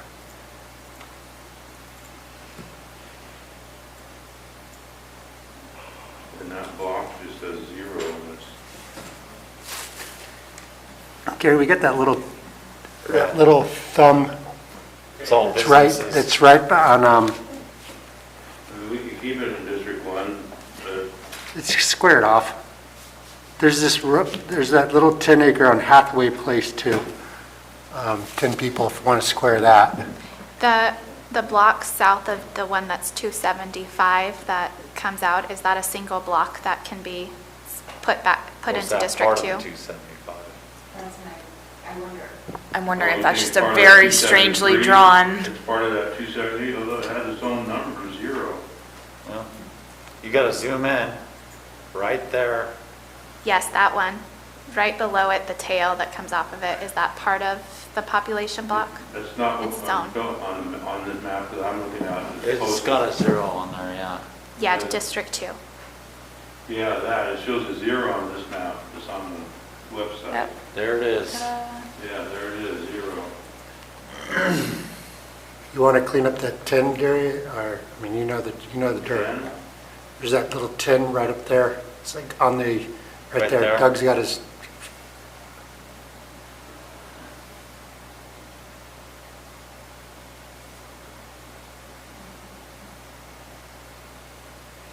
Okay. just to clean it up.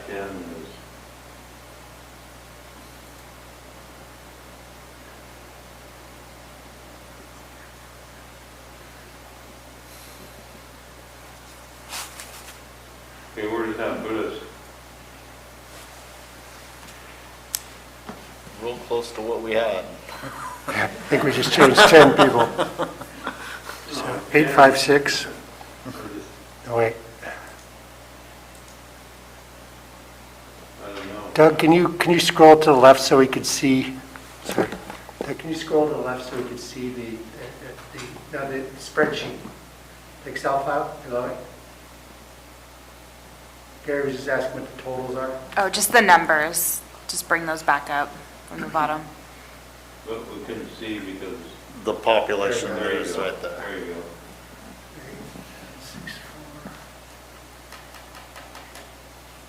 Okay, but the percentage difference, I think, because I gave him 10. It's gonna bring down the percentage. That should have made it very slightly better, yes. Should bring it down to maybe 7 something, 7. So how are we gonna divide up Angels Camp? 64, 90. Still Less saying than- 7, 9? It's a 7.68. Yeah, there you go, you're closer. It is closer.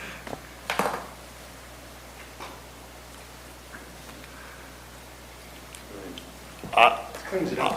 Anything else we need to clean up? Unless there's other concerns by other board members, I'm feeling like we're really close to a document here we might be able to work with. I think that there is some variance in the numbers, but I think that we've addressed some communities of interest. We addressed the city comments as their own community of interest. I think the only one that we can't really solve, because it's right in the middle of the county, is San Andreas, which there weren't a lot of comments on, not that it doesn't matter. No, that's not that it doesn't matter, because it does, I didn't want to break it up. But there were far fewer comments regarding San Andreas being a community of interest than a lot of others. Like tomorrow, there won't be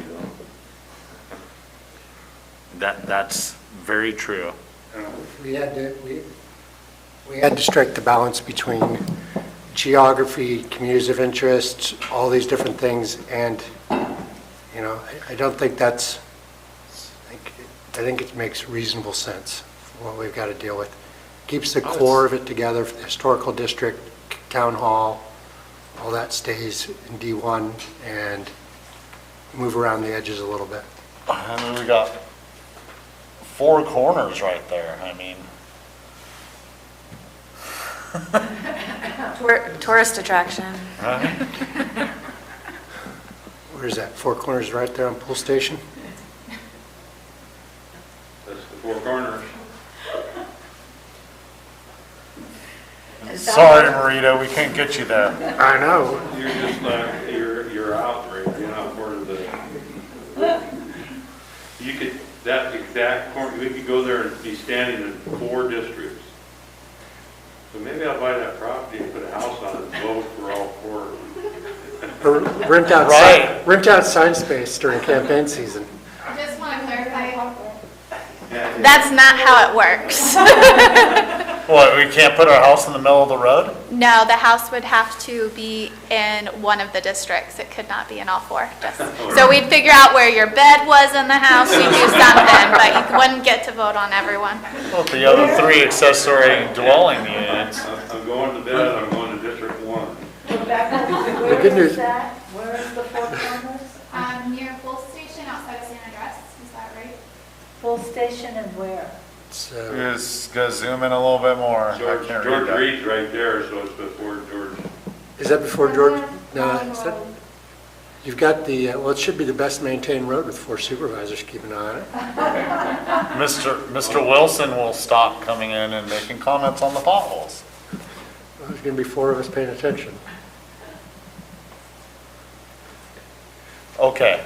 Didn't cross mine. Beyond the jokes, are we comfortable with this? Amanda's a yes. Mr. Toffenelli? Yes. I'm a yes. I'm a yes. Mr. Garamendi? Ms. Callaway? Yes? Yes. So, Ms. Turner, can we set up a date for all this? And what do we have to make a vote on this right now? Or? No. I don't believe so. So No, there's nothing to be voted on today, and I'll let Ms. Can we do this though today, and vote on eliminating all the other maps? This is our primary map, or do we have to keep going? So I think what we can say and push out is that this is the board's draft map that it intends to adopt. And that will be then released out into the world for folks to comment on prior to the board actually voting to adopt it. Does that make sense? Yes. Can I ask before we do is, sorry, the city asked that we look at 2 APNs specifically that had 0 population in them and make sure that they were part of whatever district the city was in. Can we look at those 2 and see if they were incorporated in this map as part of District 4, or do you not want to look at that? No. Okay. Oh, no. Okay. I'm not serious. Okay. Sorry. Go ahead and look at them, but doesn't mean we're changing anything right now. They are on the border of District 3 and District 4 in some of the versions of the map. I don't know on this version in particular where they ended up. Doug, if I give you the APNs, can you zoom into that area? That's District 2 and District 4, isn't that? That's District 2 and District 4, isn't it? I could be wrong, I mean, but there's no population there, so if,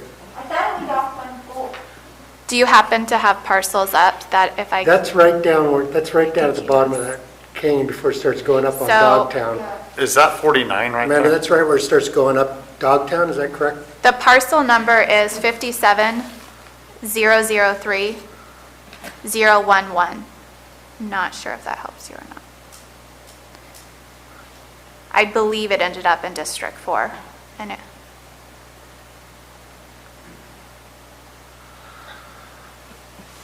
Can you scroll, Doug, can you scroll up a little bit, back up towards San Domingo? The left-hand upper left. Okay, I got a road there. There's no population. Amanda, does your district have any connection to that? Do you want that in there? It doesn't change any of our numbers. That zero, those 200 lots, even? I think it's the 4 that, it doesn't matter. No, that's kind of where that border is. It's the road. Once you cross the bridge right there, it's kind of like the natural barrier between the 2, right? Okay. I think it's fine. All right. either way you do it, I don't care. As the elections official, I'd Right, say coming square down it San off Domingo because and it start makes going one back less up. ballot type, because that's the school district line. It's a pretty piece of the world. It's lovely. Well, yay, nay, maybe. Are you still checking on those APNs? Or yeah, they're still checking. Can you go up to the, Doug, can you scroll up to the right corner? They keep giving them other directions. Amanda, that 0-1 right there between Merida, between 3, 4, and 2, that's on the south side of San Domingo? I'm pretty sure. You think it'd be easier to use that road as a natural divider? Hey, Rebecca? Can we take that 0, can we scroll down a little bit, Doug? Just go south a little bit so you can see that. You see those 2 0 lots, or excuse me, the 0 right between District 3, 4, and 2, that one? That's right on the road. If we could use that road as a natural delineator, I mean, it could go in Marida's or Amanda's district. But it'd make it easier to figure out. Yeah. Just use the road. Those 2 zeros would go in District 3 that are right over, stacked on each other. The other 0 could go in District 4. Yeah. Correct? Why don't we just take those 2 zeros, there's no bodies in there, and then and put that in 4, and then take the one up in the top right and put it over in Marita's, and that way we have a road as a, You got, oh, maybe just take the 1 0. you got 2 other zeros on the road too there.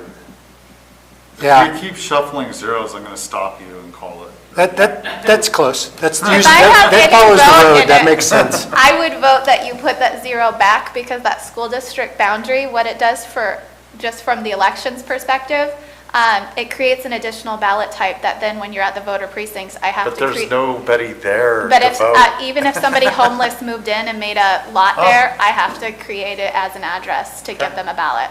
Understood. And so it's a different school district. So it's Calaveras Unified, That- and the southern side is Bret Hart. So it does create a new ballot type. So if it's no real difference to you, No, I was just trying it to use does the make road. extra stuff.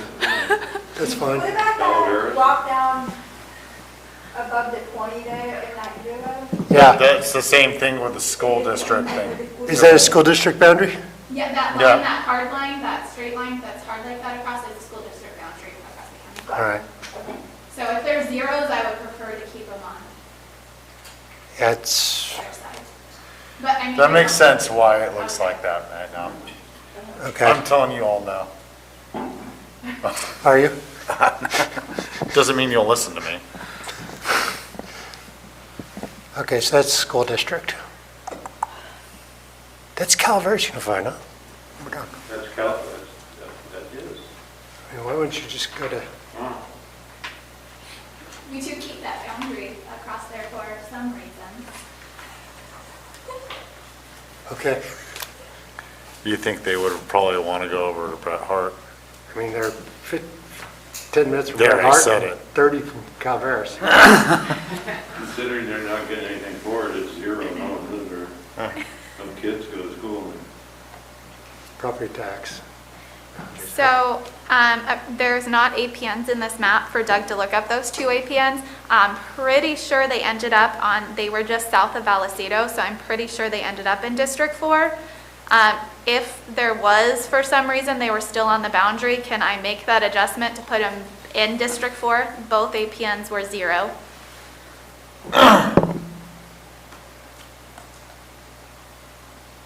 Does anyone have any strong?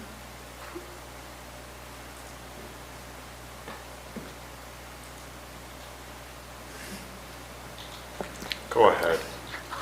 I think for Vallecito, the intent is the highway, and if you need to make minor adjustments, I would think Amanda and I wouldn't mind that. Okay. I'm fairly certain they both ended up on the District 4 side. I just didn't want to ignore their comments, so.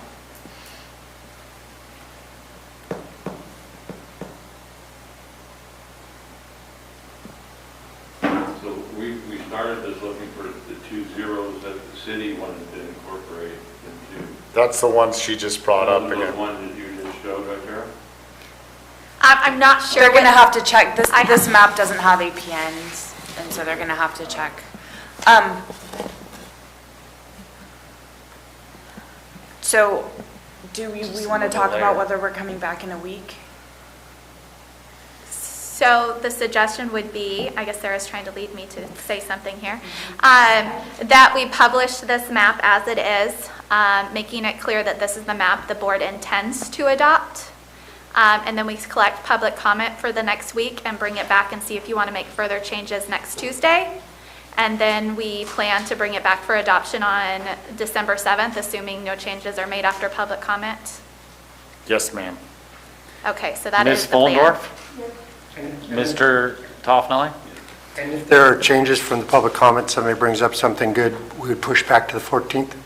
We actually wouldn't need to, presuming, so just to play this out, if there's some really great comments or comments that the board wants to make changes based on them, that come out in the next week or at that meeting, we can make those tweaks, republish that amended draft, and the public will still be able to then comment on that draft prior to the board considering it for adoption on the 7th of December.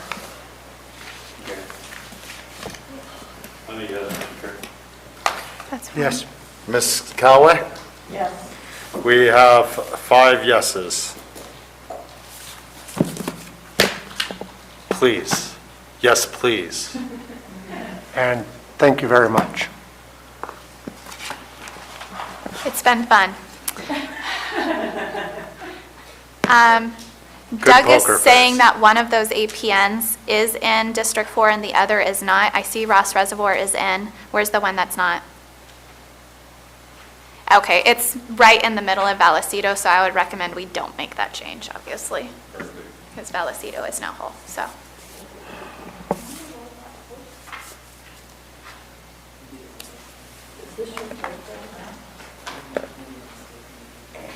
Which one? She's just having fun with me. Is that number 4? It's a great one. It's where I would have started. Just hop over from Arnold to West Point for lunch. What? Wouldn't be the first time I did it, That's why I have Jeep. That's why I have Jeep. right? Yeah. Because that's how I roll. Thank you, that helped. I got it. All right, so is that a wrap? Kept it clean. I will publish this map. It should be out by tomorrow. And then we'll start collecting public comment. In And the then- meantime, I'll see you guys next Tuesday to see what public comment comes about. All right, no problem, no problem. Sorry. And I'll close the public hearing. Let me grab my neat little thing here to remind myself what to say beyond supervisors' announcements. In compliance with Government Code 53232.3D, board members shall provide brief reports on any meetings attended at the expense of the local agency and may make other announcements or report out. Ms. Callaway. Nothing to report. Mr. Garamendi. Nothing to report. I'd like to report out that I attended the Hardwood Advisory Committee meeting last week. Got some questions for you after this that I would like to bring up, and it looks like we're organizing and possibly working with the planning department to implement some more information so as the board sees fit into the general plan.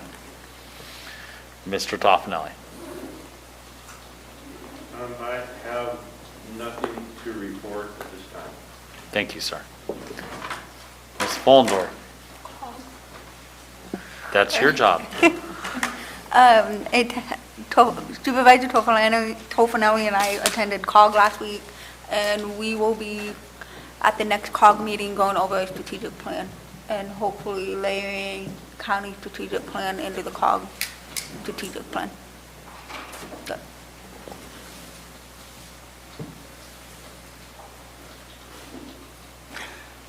With that, you all have a wonderful day. Thank you for the good work today. Good job, guys.